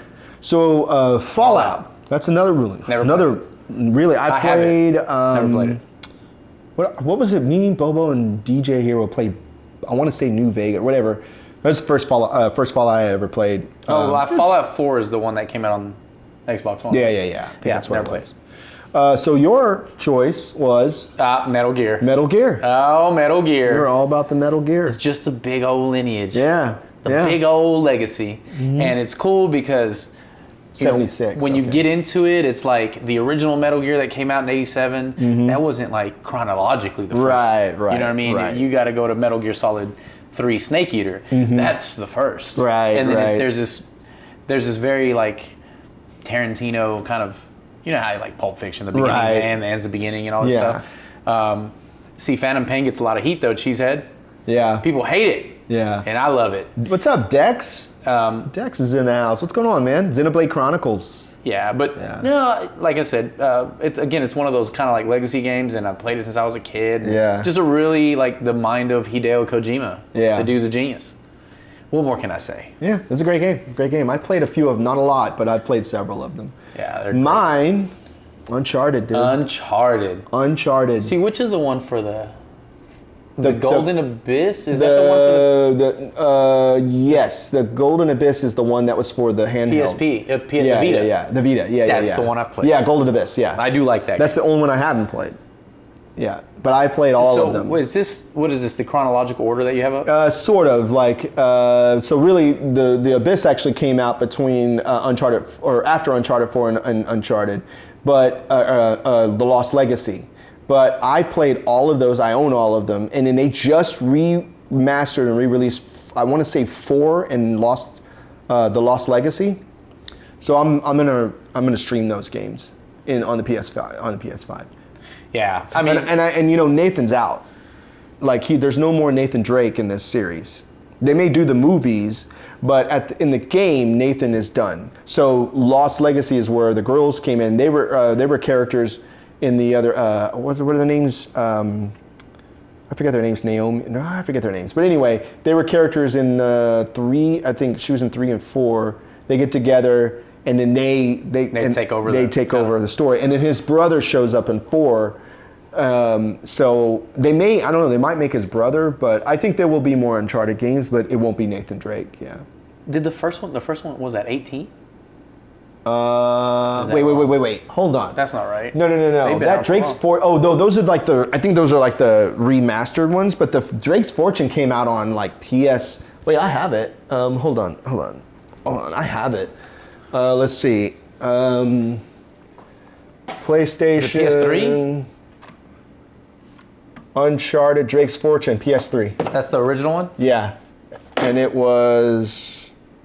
Long time ago. Long time ago. I don't know what the year. It doesn't say what the year is, but yeah, this is a while back. I don't want to, but yeah. So Drake's Fortune. There's Uncharted 2. All those were on PS3. Uncharted 2 and 3 were on PS3, and then when 4 came out, that's when PS4 came out. That's when Uncharted 4 came out, and I don't know why I grabbed that, but it's because it was in front of the games. But when I first got a PS3, I texted my friend, and I was like, hey, I just got a PS3. What game should I play? He said, Uncharted and Ratchet and Clank. And so, and I think they're from the same. Are they from the same company? Wait, which Ratchet and Clank? Who makes Ratchet and Clank? Don't they? I think Naughty Dog makes something like. I want to say they're from the same company, but is it Naughty Dog? I think it might be. I know Naughty Dog is Uncharted, but yeah, they're Uncharted for sure. I don't know about Ratchet and Clank. 3 had some really, Ratchet and Clank. Hey, have you played the one for the PS5? No. Oh man, I heard it was good. You want to talk about a? Naughty Dog makes Crash Bandicoot. That's right. Insomniac makes Ratchet and Clank. My bad. I thought they made something else though. Crash Bandicoot. Jackson. That's what it is. Jackson. Dak and Daxter. That's what was throwing me out. That was throwing me off. Yeah. But he suggested Ratchet and Clank. Ratchet. I didn't really get into it, but when I started playing Uncharted, Ratchet and Clank meant nothing to me. Because it was like playing a movie. Like I was like, I am playing a movie right now. And in his one-liners, I actually met the voice actor for him. Do you know that he's in the movie? Yeah. That's pretty cool. Yeah, he shows up in the. He's on the beach or something. Nolan North. Yeah, he's in the movie. He was at FanFest? No. He was at Fan Expo. Not this year, but last October.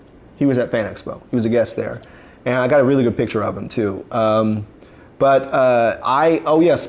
Yeah, Spyro. Spyro, yeah. But so I feel like a new Spyro was gonna. I know they remastered it, but I feel like a Spyro should be coming out. I think they should make another one because a lot of people play that remaster. But this game was just like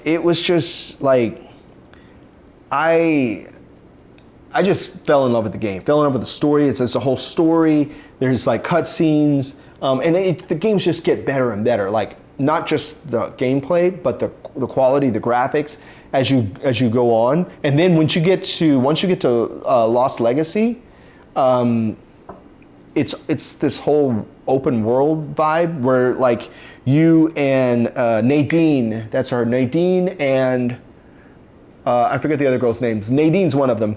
There's this whole, you got to do all these missions, but you got to drive around this whole open area, and eventually it gets linear again because you have to progress through the game, but that was something new that they added. Yeah. But the graphics and like the shooting, and I'm not a third person, I don't really like third person games, but this game, this is my favorite franchise. The puzzles, the puzzles are really good. Having to solve how to progress, having to figure things out. It's just such a great game. Yeah, it's good. And I mean, again, the one that I played on the Vita, the Golden Abyss, I enjoyed it a ton. I can't imagine what a full if you play like 4 releases. See, Uncharted 3 that's where they got the plane scene in the movie. It was from Uncharted 3. Okay. I'm not kidding, you actually played that scene. You're like, it's not a cut scene. And so it was just so cool. Now, there's the one thing about it is it's almost like modern day Indiana Jones where it's sort of fantastical. Yeah, but at the same time it has some realism to it as well, But that's a good like Indiana Jones definitely has a feel. Yeah. You know what I mean? Fantastical over the swashbuckling. Top. Yeah, swashbuckling that. That's good, dude. Now, a lot of movies don't capture that. Yeah. And so it's a great game. So that's my favorite franchise. Very nice. For sure. All right. We are on, where are we on? We are on number 23. What story-driven video game do you return to and finish each time? I know a lot of people in the chat have games that they like to go back and play that are story-based because I've heard some people talk about them. But what story? Fallout 4? Mass Effect. That's a good one. That's actually a really good one. Story-driven video game that you return to and finish each time. It's not my answer, but one of them, Kingdom Hearts. Oh yeah, one of them. I'm just saying this is one of them, but BioShock. I've played through BioShock several times. I haven't. Yeah, because your answer was interesting. Oh yeah. You said you're a one and done kind of guy. I am kind of a one and done kind of guy on these, but I am currently playing through Grand Theft Auto 3. Ooh, Last of Us. Yeah, Last of Us is a good one. I'm actually about to play Last of Us again now that they have the... Have you played part 2? No. I never played part 2. So that's why I'm going to replay part 1 and then play part 2. Oh, man. I've heard that the remake for PS5 is unreal. YK, thank you so much for the resub. Thank you for subbing with the Prime. Thank you. Appreciate it. So yeah, your answer was Grand Theft Auto. I am playing through Grand Theft Auto 3 also. I got the remaster for the Switch, and what can I say? Yeah. It's such a timeless game, yeah, it's a great game. Again, as far as you talk about game changers, oh man. Yeah. Now, because you remember what this looked like before this. It was top down. Yeah. The UK and Grand Theft Auto 2. Yeah. So I was right there, man. I lived through this, right? Yeah, it came out on the PS2. Like, I didn't know, dude. I got it. And the soundtrack. Yeah. Oh, man. The 80s. So the 80s channel was... But even the rap, the Game FM. Game FM. They had like Royce 5'9", Eminem. And Sean Price on there. Sean Price. Pretty Ugly. Oh, man. I have the album. Do you? I have the album on vinyl. Dude. Hold on. I'm going to go grab it. Hold on. Oh, man. Like, I have the entire... I'll YouTube this. I YouTube it and listen to it in my car. Really? Yeah. I do that actually. I actually do that with Forza Horizon Pulse album sometimes. Yeah, I mean, dude, Grand Theft Auto, like, so it came out on the PS2, right? Uh-huh. They came out with a 10-year anniversary on mobile for like iPhone. Dude, I have it on my phone. Like, I have it on my phone. Hold on, let me see if I can pull it up. There it is. See? Grand Theft Auto 3, Game Tight. This is the hip hop channel that was on there. And so it has, wait.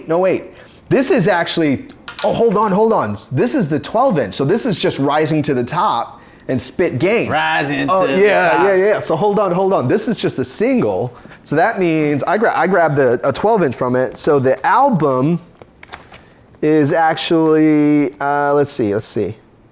The album, wait, where's my album? Game Tight.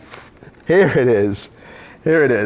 So this is what it was. So basically it came out like this. So it was Game Tight. It was for each radio station, right? Yeah. So it was Game Tight. This is the album. It's got a scantily clad girl on it. But it has Nothing to Do, Rising to the Top, Spit Game, Boom. Remember Boom was on there? Jojo Pellegrino. Yes. yeah, man.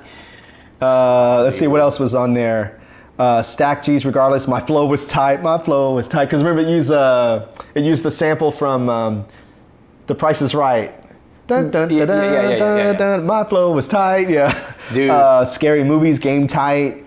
I'm the King. That was my favorite track on there. I'm the King by Royce the 5'9".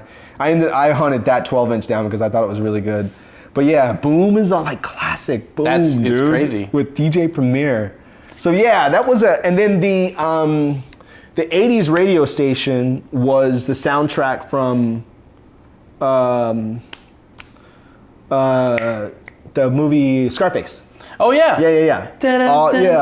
Push it to the limit. Yeah. It was all the music from Scarface. If you watch in Vice City, like they take so much out of Scarface. Yeah. The nightclub. Yeah. You want that nightclub?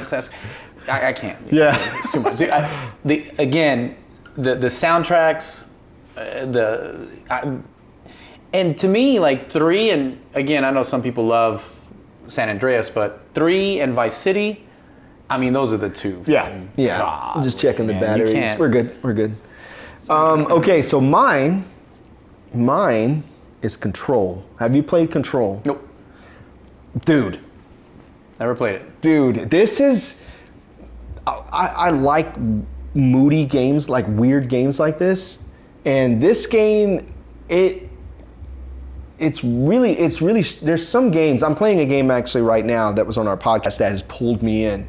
It's called Loopback, but I mean, not Loopback, Deathloop, but that's a whole other Deathloop, yeah, PS5 game? Yeah, but it's on Xbox now, so it's not exclusive anymore. So now it's on Xbox Game Pass, I know that. But this game is just like, it's so just bizarre. It's so bizarre. You're this woman and you're trying to find out what happened to her brother. So you end up going to this building. I don't understand why she knows to go to this building and then what these people are doing into this building. And what has happened is like these people, they become sort of possessed by some kind of power and you end up having to fight them. And then as the more you progress to the game, you have a weapon, you have this gun, but then the gun has different powers. It could turn it's a handgun, but it could turn into a pistol, it could turn into an automatic, and you just get all these power-ups, but then you also gain powers so you can move objects, you can pick people up, and it becomes so elaborate. And then you end up having what's it called? What do you call it? Like a skill tree. Oh, so you build like you sort of like skills. You build up certain skills and everything, and you just progress through, and there's bosses, and it's very the vibe pretty much put it right. It's very X-Files, very like and supernaturally. There's a few games that kind of give me that kind of weird vibe. Another one was another game that makes me feel that way is what's the game? Dang it, Dishonored. You ever played Dishonored? I haven't played it, but I'm familiar with it. That's another game that gives me that weird vibe. Like it's not set in reality. It's still very like fantasy, sort of sci-fi-ish. Like this one's very fantasy and sci-fi, extremely very. But Dishonored also kind of gives me that. It's the vibe, like the atmosphere of the game that pulls me in. It's like this whole other. It's a whole other tone, and I like that. Deathloop does that. This does it. What console is this for? I think it's cross consoles, but I have it for Xbox. But like PS4 generation? Like Xbox One? Let's see. I believe it's not cross. I think it's cross. I think it's on multiple consoles. I'm pretty sure. Because I remember seeing it. I believe I saw this on. It's on all platforms, Hammershot says, yeah. Yeah, it's on, because I remember seeing it in like, the thing is usually if it's cross-platform, if it's not exclusive to PS5, I won't buy it. If it's not a PlayStation exclusive, I'm not going to buy it for PlayStation. I only want exclusive. That's the reason to buy it PlayStation, let's be honest. But yeah, it's on Windows, it's on all the stuff. PS4, Xbox One, Amazon Luna, whatever that is. Don't worry about that. No swear. That's nothing. PS5, yes, it's on Stadia again. Any platform that also plays Elden Ring. God, I keep talking about this. Any platform. But yeah, it's a really cool game. I suggest you try it. Just kind of like start playing it. I think you might get pulled, because I got pulled into it because it was our game of the week for the podcast, I think. Yeah. And then I was like, okay.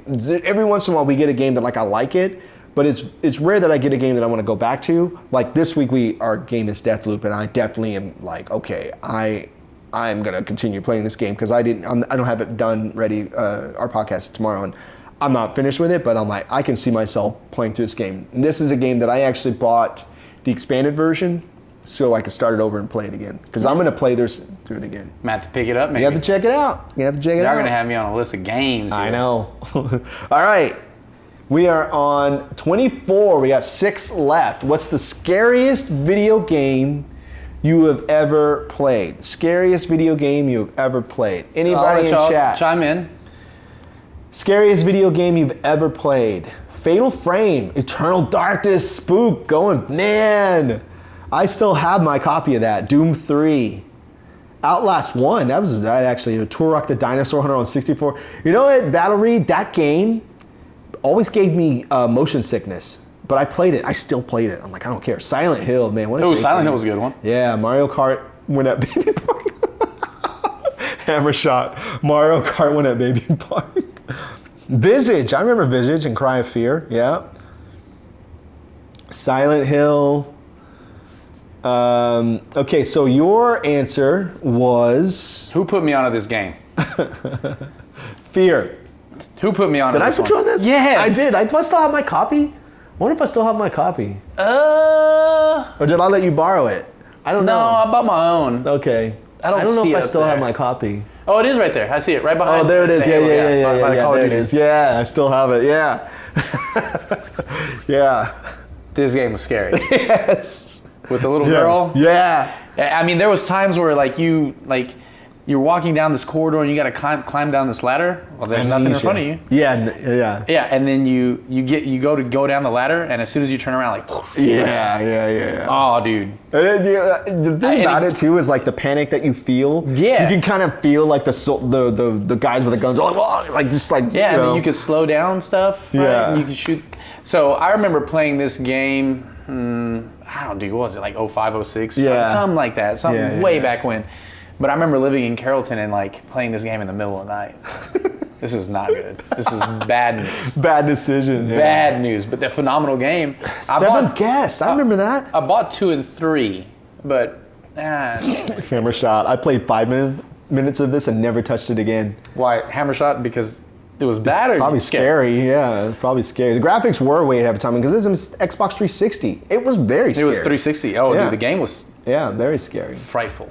For me, it was Alien Isolation. This is a good game. Yeah, I have really it on the good. PS4. I haven't finished playing it, but I do like what I've played so far. The thing about this game too is that Alien has not had very good luck trying to get into the video game. They have not. They've had very bad luck. Even Bad with run that of it. new one that came out recently, it's just like rinse and repeat. It's not even really that great. What was it? It was something Space Marines or something? Yeah, I don't remember. It's just not really good. They just haven't had good luck in the whole gaming.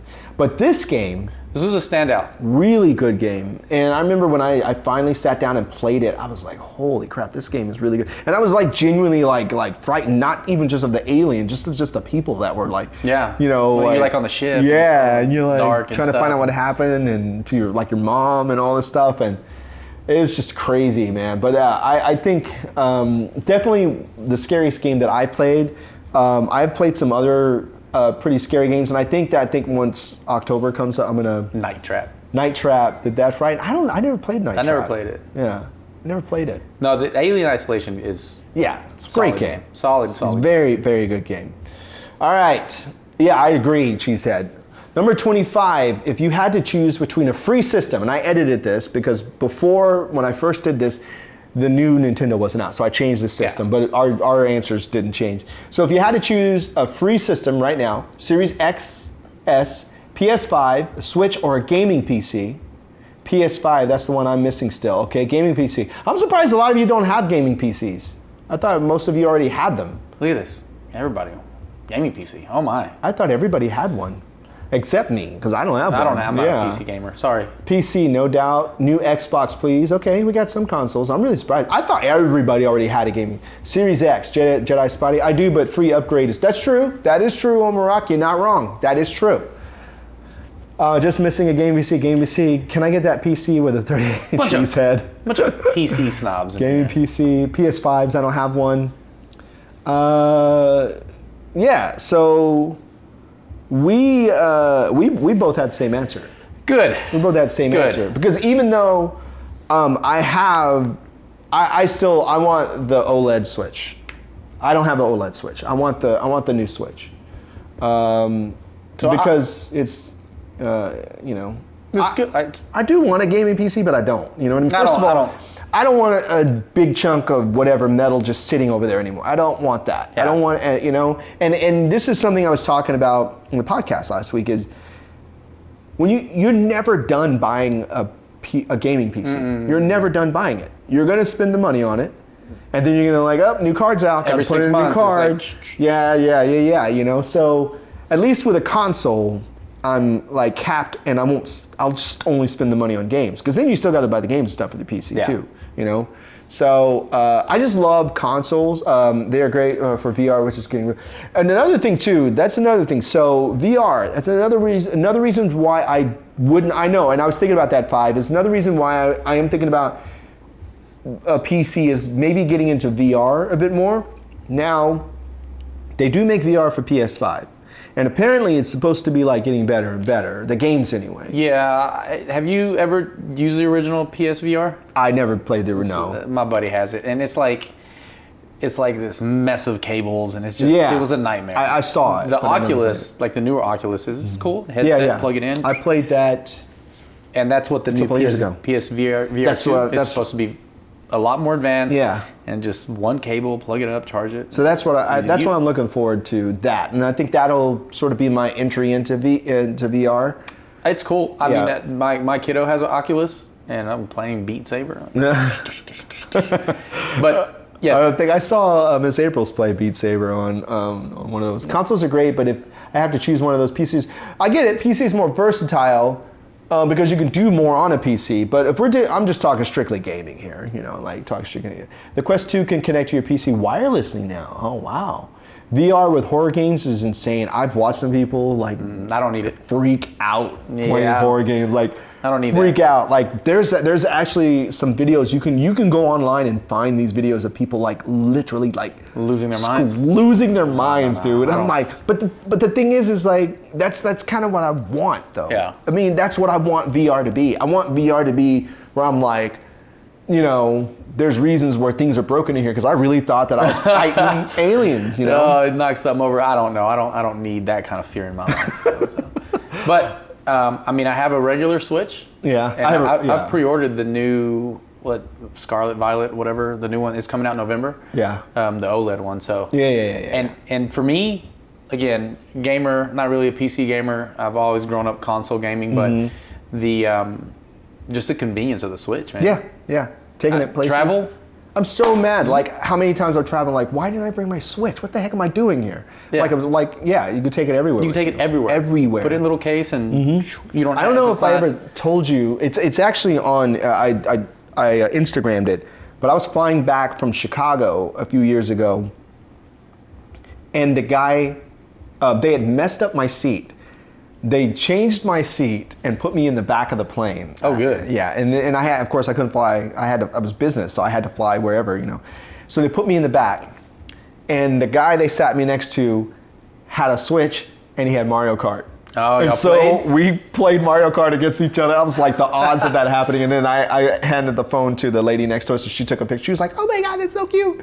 But it was like the odds of them putting me next to someone who also had a Switch. So we played Mario Kart on the way back from Chicago. It's just some stranger. Got you through the flight. Yeah, there's a shot of it somewhere in my Instagram feed, the Ogomi Instagram feed. But I played Phasmophobia in VR. That was pretty bad. The thing about Phasmophobia is that I don't really like the graphics anyway. I don't even know what Phasmophobia is. It's sort of like a ghost hunter game, and you can like you can ask it questions, and I think it's really based on like you know what, 5?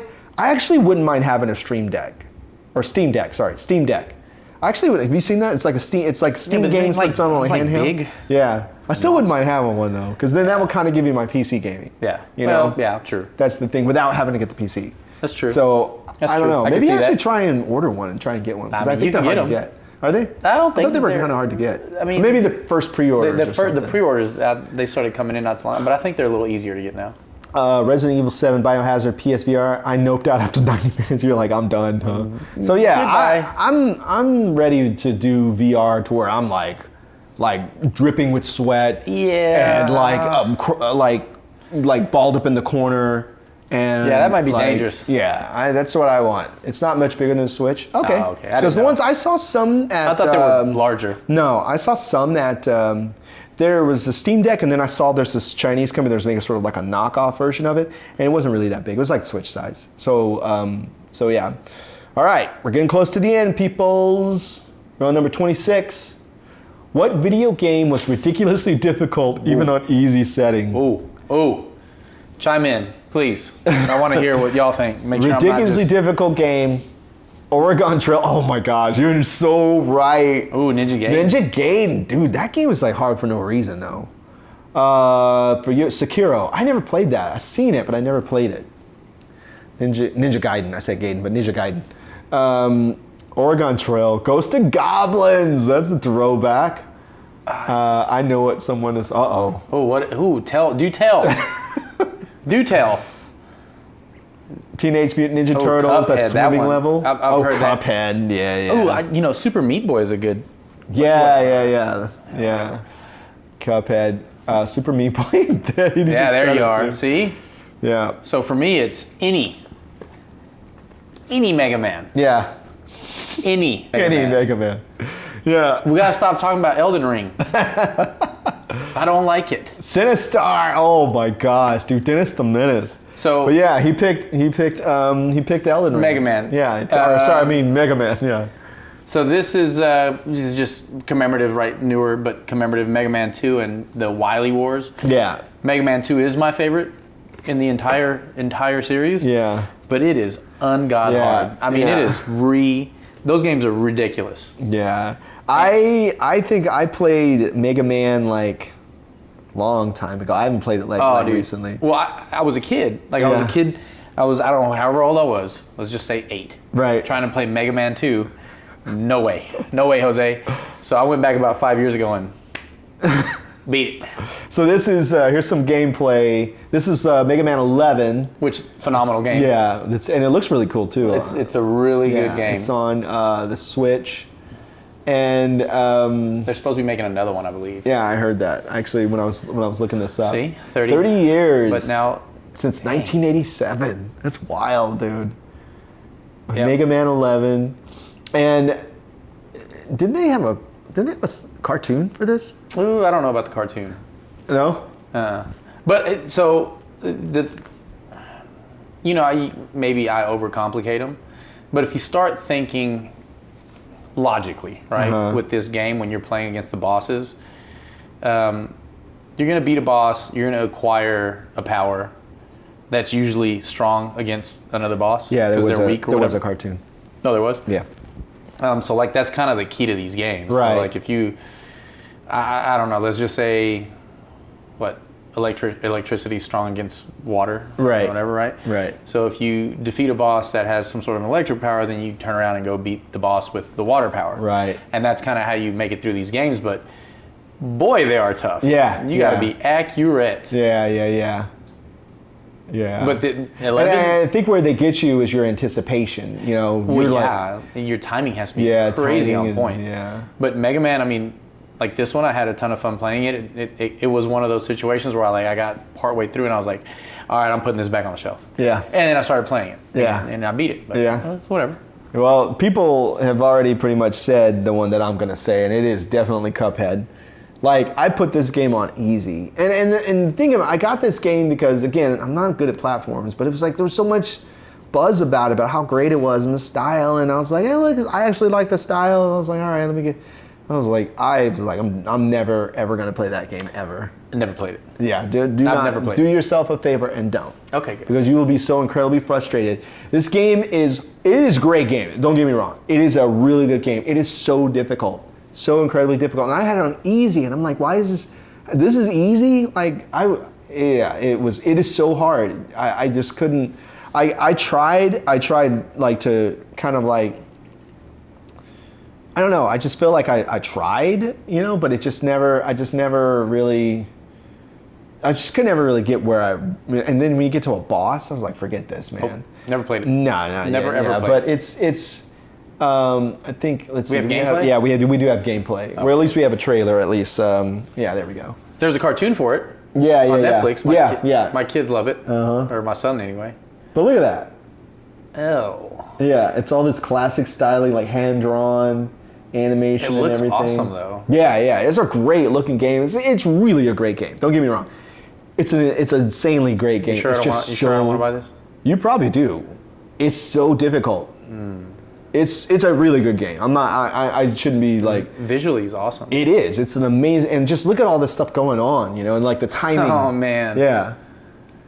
Even like you would like this, I think. If you think Elden Ring got you frustrated, this is on the next level of frustration. Thanks. Yeah, it's a great game. It's cool. Yeah. You should try it. I think you should try it, but I'm never gonna play it. I'm never ever. This game is very unforgiving. All right, we are on to number 27. What was your favorite sports-related video game? Okay, everybody. I don't know if everybody's going to agree with my answer, but it's okay. This is my favorite. Yes.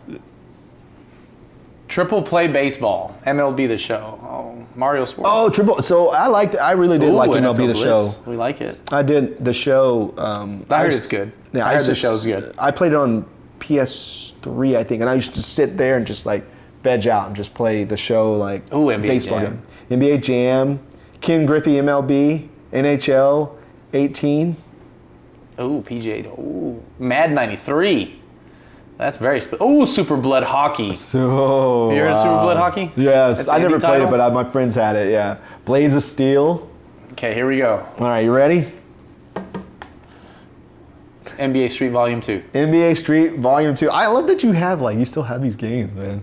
And I think I showed the Come on. I showed the PS2 version. I didn't know which version you had, but Oh, it's in the console. Oh, it's in the console. It's in the console. It's in the GameCube right now. It's in the GameCube. Yeah, but yeah. This Maestro game. Damas, what's going on? He said he bought it for the start. Maestro Damas is definitely one of the homies there, but he bought it for the soundtrack. This game is played. phenomenal. That's right. The Reminisce Over Yep. You. Yeah, that's right. And I can't believe. I know that they made a third one and a fourth one. Mm-hmm. I can't believe they haven't remastered this. Yeah. I can't believe Yeah. it. But Street Ball was really big back then. Yeah, it was. So, but the music, There we go. the music was on point. The unlockables were crazy. Mm-hmm. Like you can get like modern Jordan and then like rookie Jordan. Yeah. Magic Johnson. And Magic Johnson. Yeah. Such a fun game. Me and my friends used to have some heated exchanges on this game.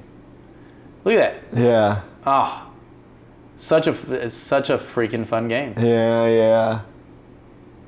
Again, if you got games that are getting remastered like 2 or 3 years later, like they have with like some of these games out, this one should get one. Yeah. Or a new entry or something. Right. I don't know. That's just my opinion. Yeah, it's a great game. I remember this. Quite a bit. Back in the day. I can't remember who I would play it with, but yeah. So my answer. Wayne Gretzky. Classic Wayne Gretzky 3D hockey. Never played it. So this was the reason that I bought this game wasn't because I was a fan of hockey, because I never played hockey or never watched hockey or anything.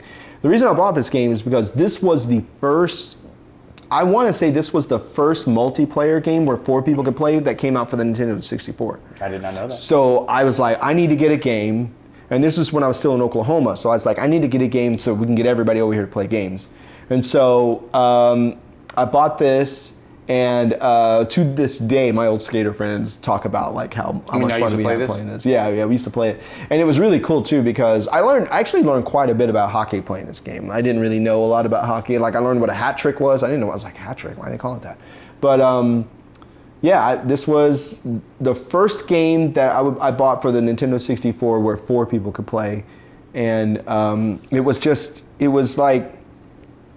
I don't know. It was just so much fun. Like we would just sit there and play it, and just like you would power up your character and then do the slap shots and everything. And you would power up the character so much that when you did a slap shot, you could send the goalie and the goal back into the wall. Like you could throw them back into the wall. If so it was like a really good one.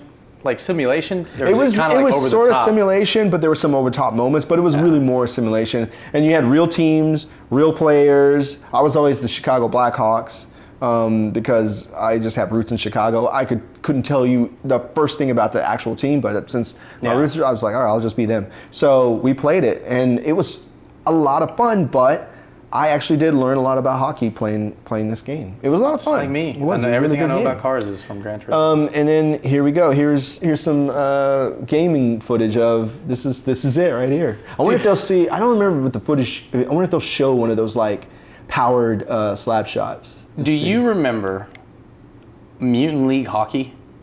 What was it called? Mutant League Hockey. Nuh-uh. Oh my God, that was I don't Sega remember Genesis that. days. They had a Mutant League football also, but it wasn't like NFL Blitz over the top. But you were. I don't know you got this game up, but Yeah. it was just over the top, like you were aliens and monsters and Oh, skeletons really? and And playing stuff. hockey? And you could kill each other. Oh, really? And you could like, if the football one, you can call audibles to like pay the ref off, and the other team can call audible to really? kill the ref. Oh, It's wow. crazy. Wow, that's crazy. Yeah, but I remember the older Madden games. All of your hockey knowledge comes from video. It's true. Mine does too. People learn a lot. I swear I thought that there was a power up. There is a power where you could do this like a crazy slap shot. And like, and I thought that you could like knock the goalie. Maybe I could be thinking about a different game. But yeah, we played this game all the time. Never knew anything about hockey. Never saw a hockey game before this. But when this game came out, it was the first game that I get 4 people on controllers. I went and bought the controllers, and I still have the same controllers I bought specifically for this game. Yeah, I mean the game looks cool. Yeah. It's fun. And this was 90 or this was 98, something like that. 90, 97, 90, something like that. So yeah, that was my long time ago. Long time ago. All right, we are on to number 28. We got 2 left. What's your favorite video game that involves flying? Your favorite video game that involves flying? What did my show? Oh yeah, Madden games. Yeah. The ambulance will come and get you, but also run everyone over. Star Fox. Dang, I forgot about that. That's a good one. That's a great one. Yeah. That one. Afterburner. I thought about Star Fox, but I'm like, in terms of this one that I picked, and I was like, I played this one more. Yeah. You know, I remember buying a GameCube and playing this game, blown away. Like, oh man, this game is crazy. Yeah. Pilot Wings, Flight Simulator. Because wasn't in Super Nintendo where they had that special like they really had like the 3D thing on the Super Nintendo. FX chip Yeah, that's what it Yeah. was. And then Mach 3, Digital Combat Simulator, No Man's Sky. That's a good one. Yeah, I never thought about that as a flying game, but it is. Yeah. Choplifter. Wow. I don't even know. That is the classic Choplifter. That's old school. I remember Descent. Yeah. But see, so here's the thing. So Star Wars Rogue Squadron, Rogue Leader. So his answer was, which I still have my copy up there. But you think about flying games. I also kind of completely glossed over all the old top down. Yeah. What's the big Dreamcast one, man? Radiant. Radius? No, there's Gradius. Oh yeah. Dude.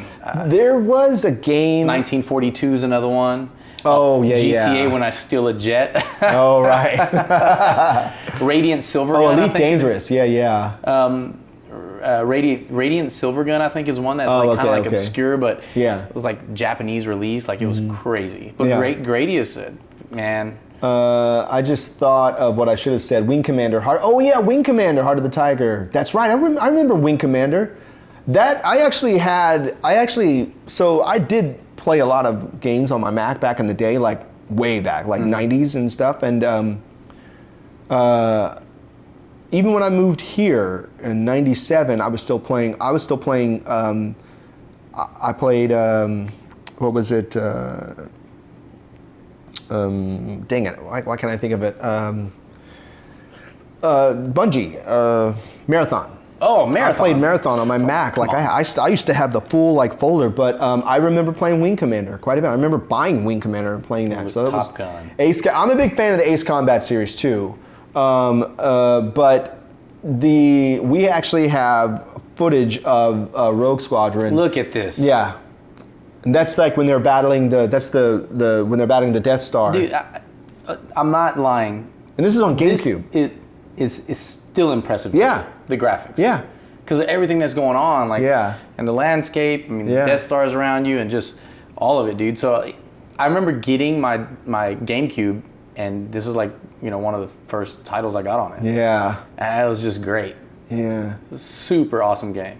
I had such a tough time with the latest flying Star Wars game. I forget what it's called, but I think if the controls had been more like this, I would have probably played it a lot more. This is a fun series. Very fun. Yeah.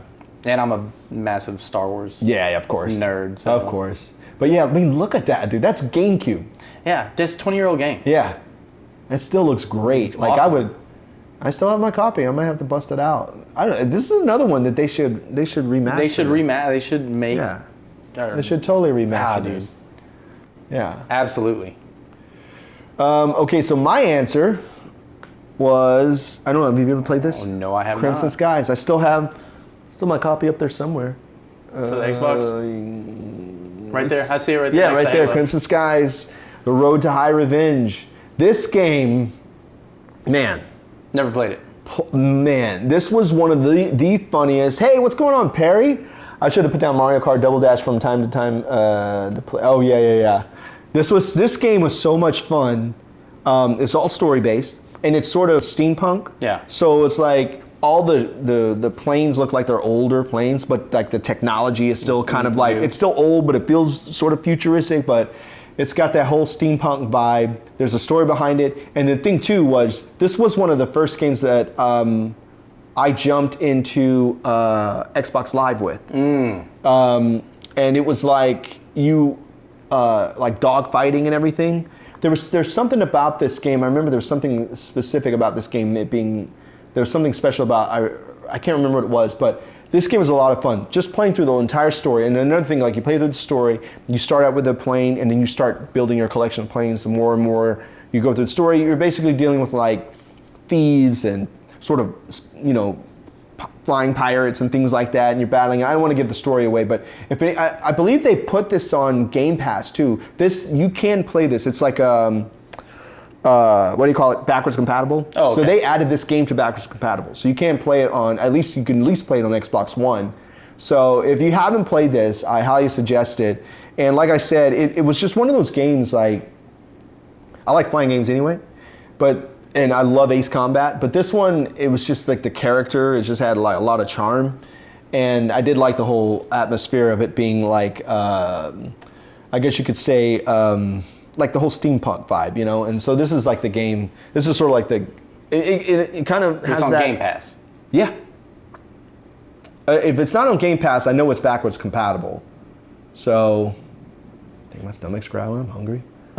But see, I mean, and the thing too is like, this is the kind of control of flying and stuff that I like. Yeah. And if you really liked like the Star Wars Rogue Squadron, you would like this. Okay. Yeah. And again, there's a whole story behind it, and you get more planes. You start building your planes and powering up your planes, the weapons and everything. And this is a pretty old game. It's a pretty old game. Like you just got your ammo there. Yeah, I mean it's original Xbox. Yeah, You're like 20 years old, right? Yeah, it's a really good game. And so this is my favorite flying game. This is another one of those games that I wish they would remaster or just bring it back, and then have this on Xbox Live as like the dogfighting and everything. Forget about it. Gotta start a petition. Yeah, right. What does Five say? Why it's on GP Jinx? Really? We'll just call Bill Gates. Yeah, it is on Game Pass. Oh, it is. Yeah, it is. Okay, It's cool. on Game Pass. So yeah. All right, you ready? We're getting close to the end. We're almost there. We're almost there. All right, here we go. Number 29. What's the most disappointing video? This is what made me laugh. What's the most disappointing video game you ever bought? Does anybody want to guess? What's the? This is what made me laugh. Just come on here and guess. But I gotta say something. Most disappointing Mortal Kombat 2 for Game Boy, Andromeda. I don't even know what that is. He's talking about E.T.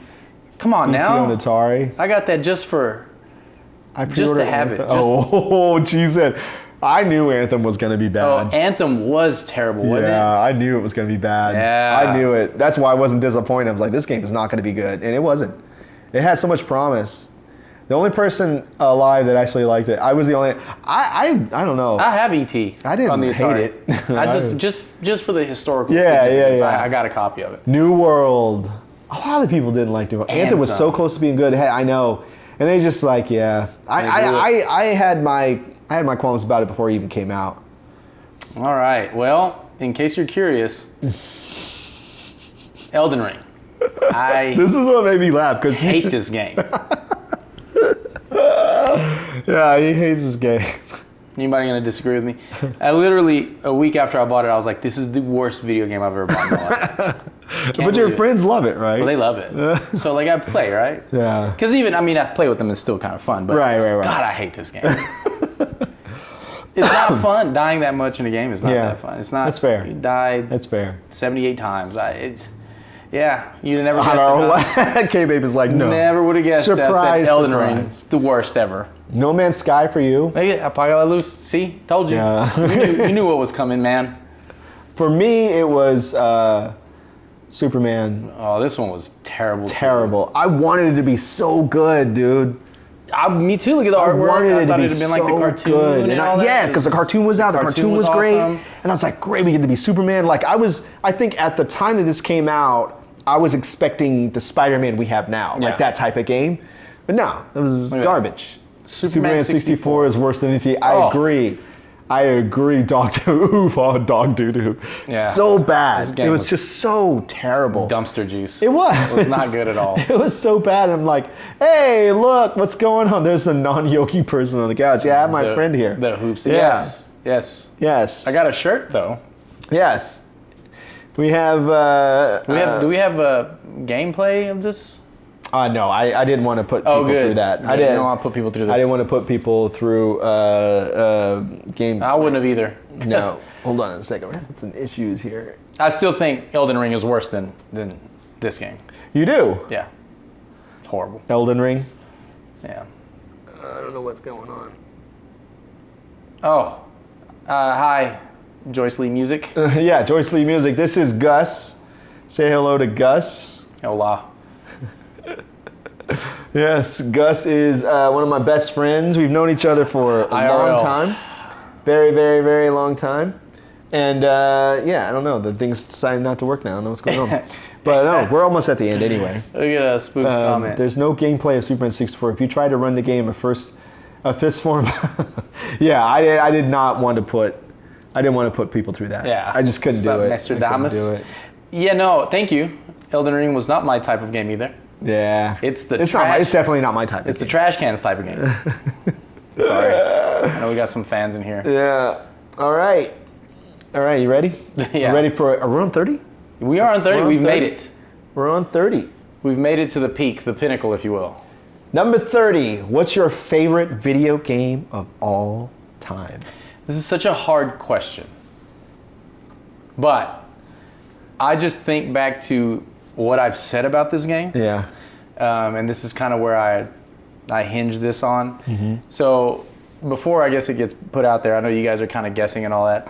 I'll say, and this is how I explain it to my friends, it's like where it's different from the previous entries is that when you're driving around the city, it feels like a breathing, living city. Yeah, no doubt. And then you get that has nothing to say for the storyline or none of that. It just, you're driving around, it feels like a living, breathing city.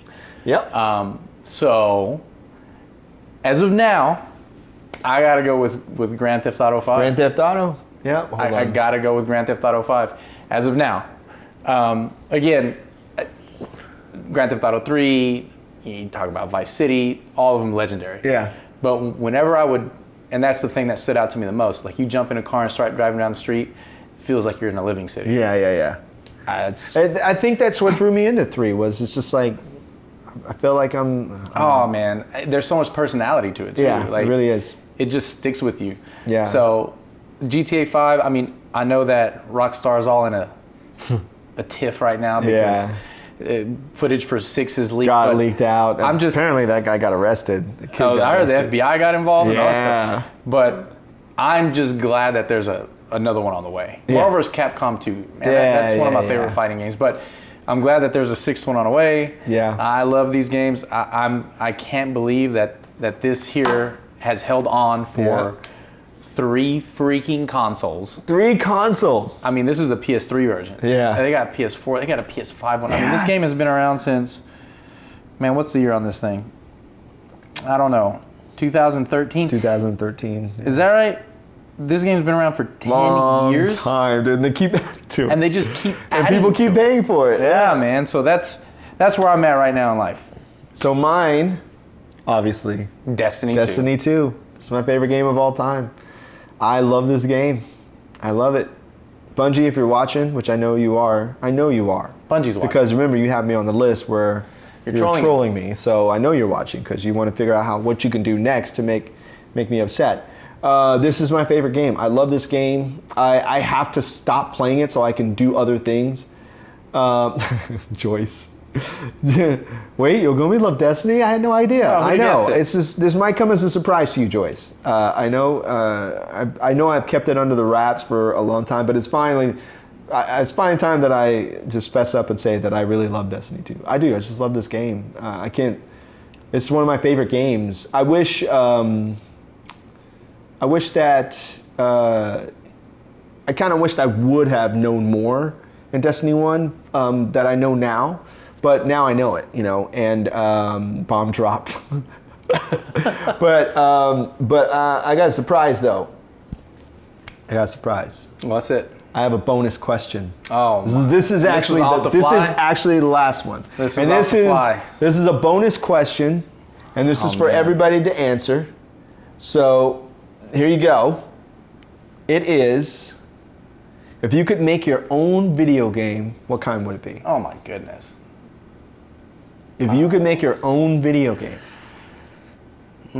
That is a good. I know everybody, so I'll say mine would be something heavy story based. Yeah.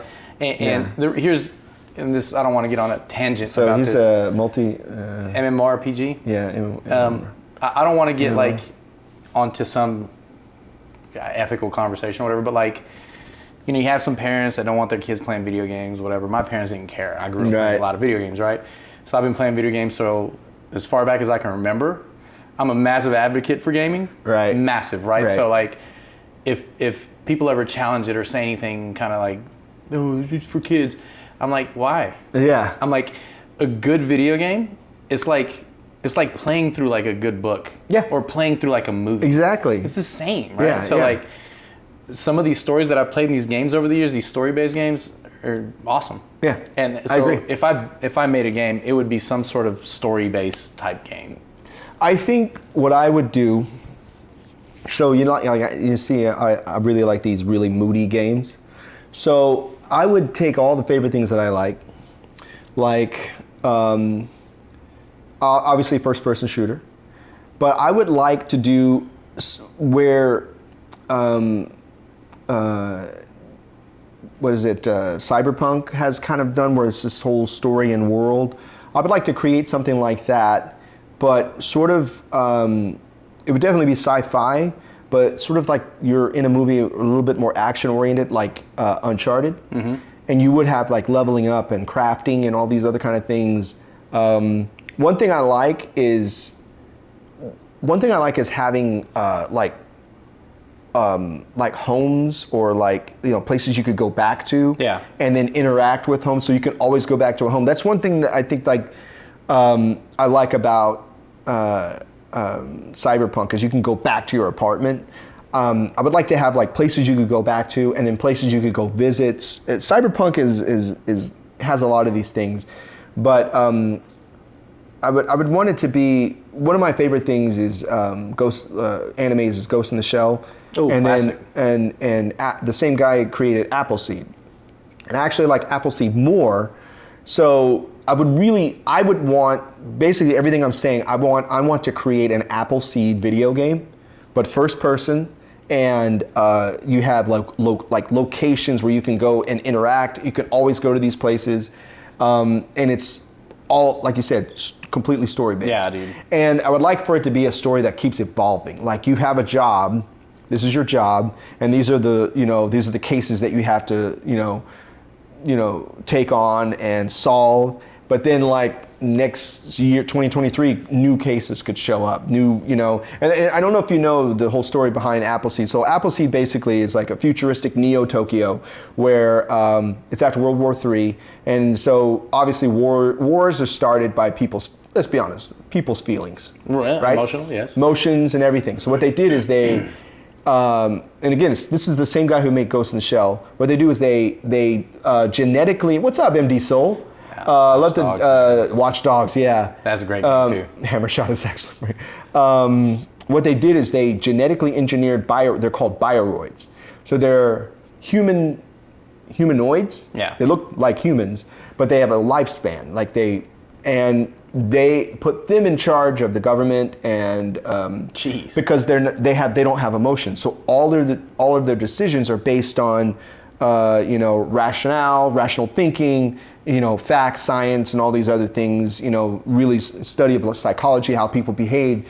And of course, there were rebels. They're like, there should be humans there. So they're like, it gets crazy. Like there are, you know, very bad things, terrorism and stuff that happen because they want humans, you know. So there's all this that's happening, and there's like volumes of books. There's several animes. I think the 2004 anime is the closest to the original story, but I would want to make something like that. I want to make an Appleseed game. They've made a few Appleseed games. They weren't very canon, if you will. Yeah, they weren't very good. Yeah. But I would like to make that, but in like the lines of Cyberpunk, you know, how they've approached it, but still have like the elements of like Destiny, but then have sort of the action of Uncharted, all first person, and then but the game never ends because 2023 could have all new cases, 2024 new cases, 2025 there's a whole new new bad guy that you got to go after. You know, that somebody come up with these cases, so it becomes sort of like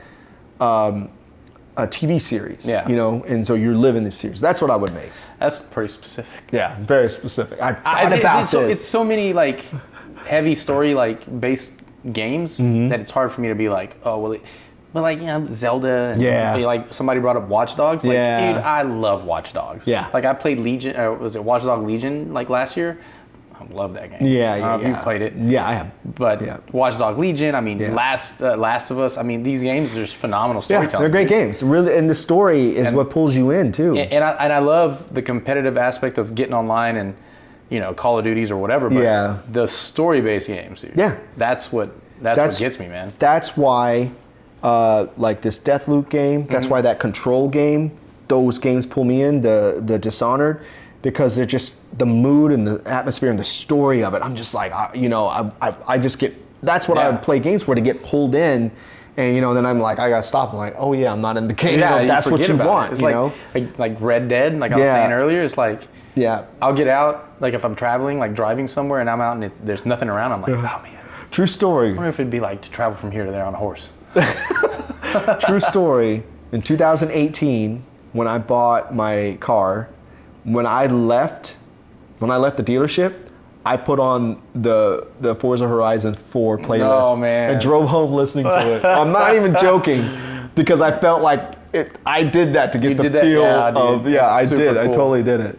So everybody, that's it. It's great. I had fun.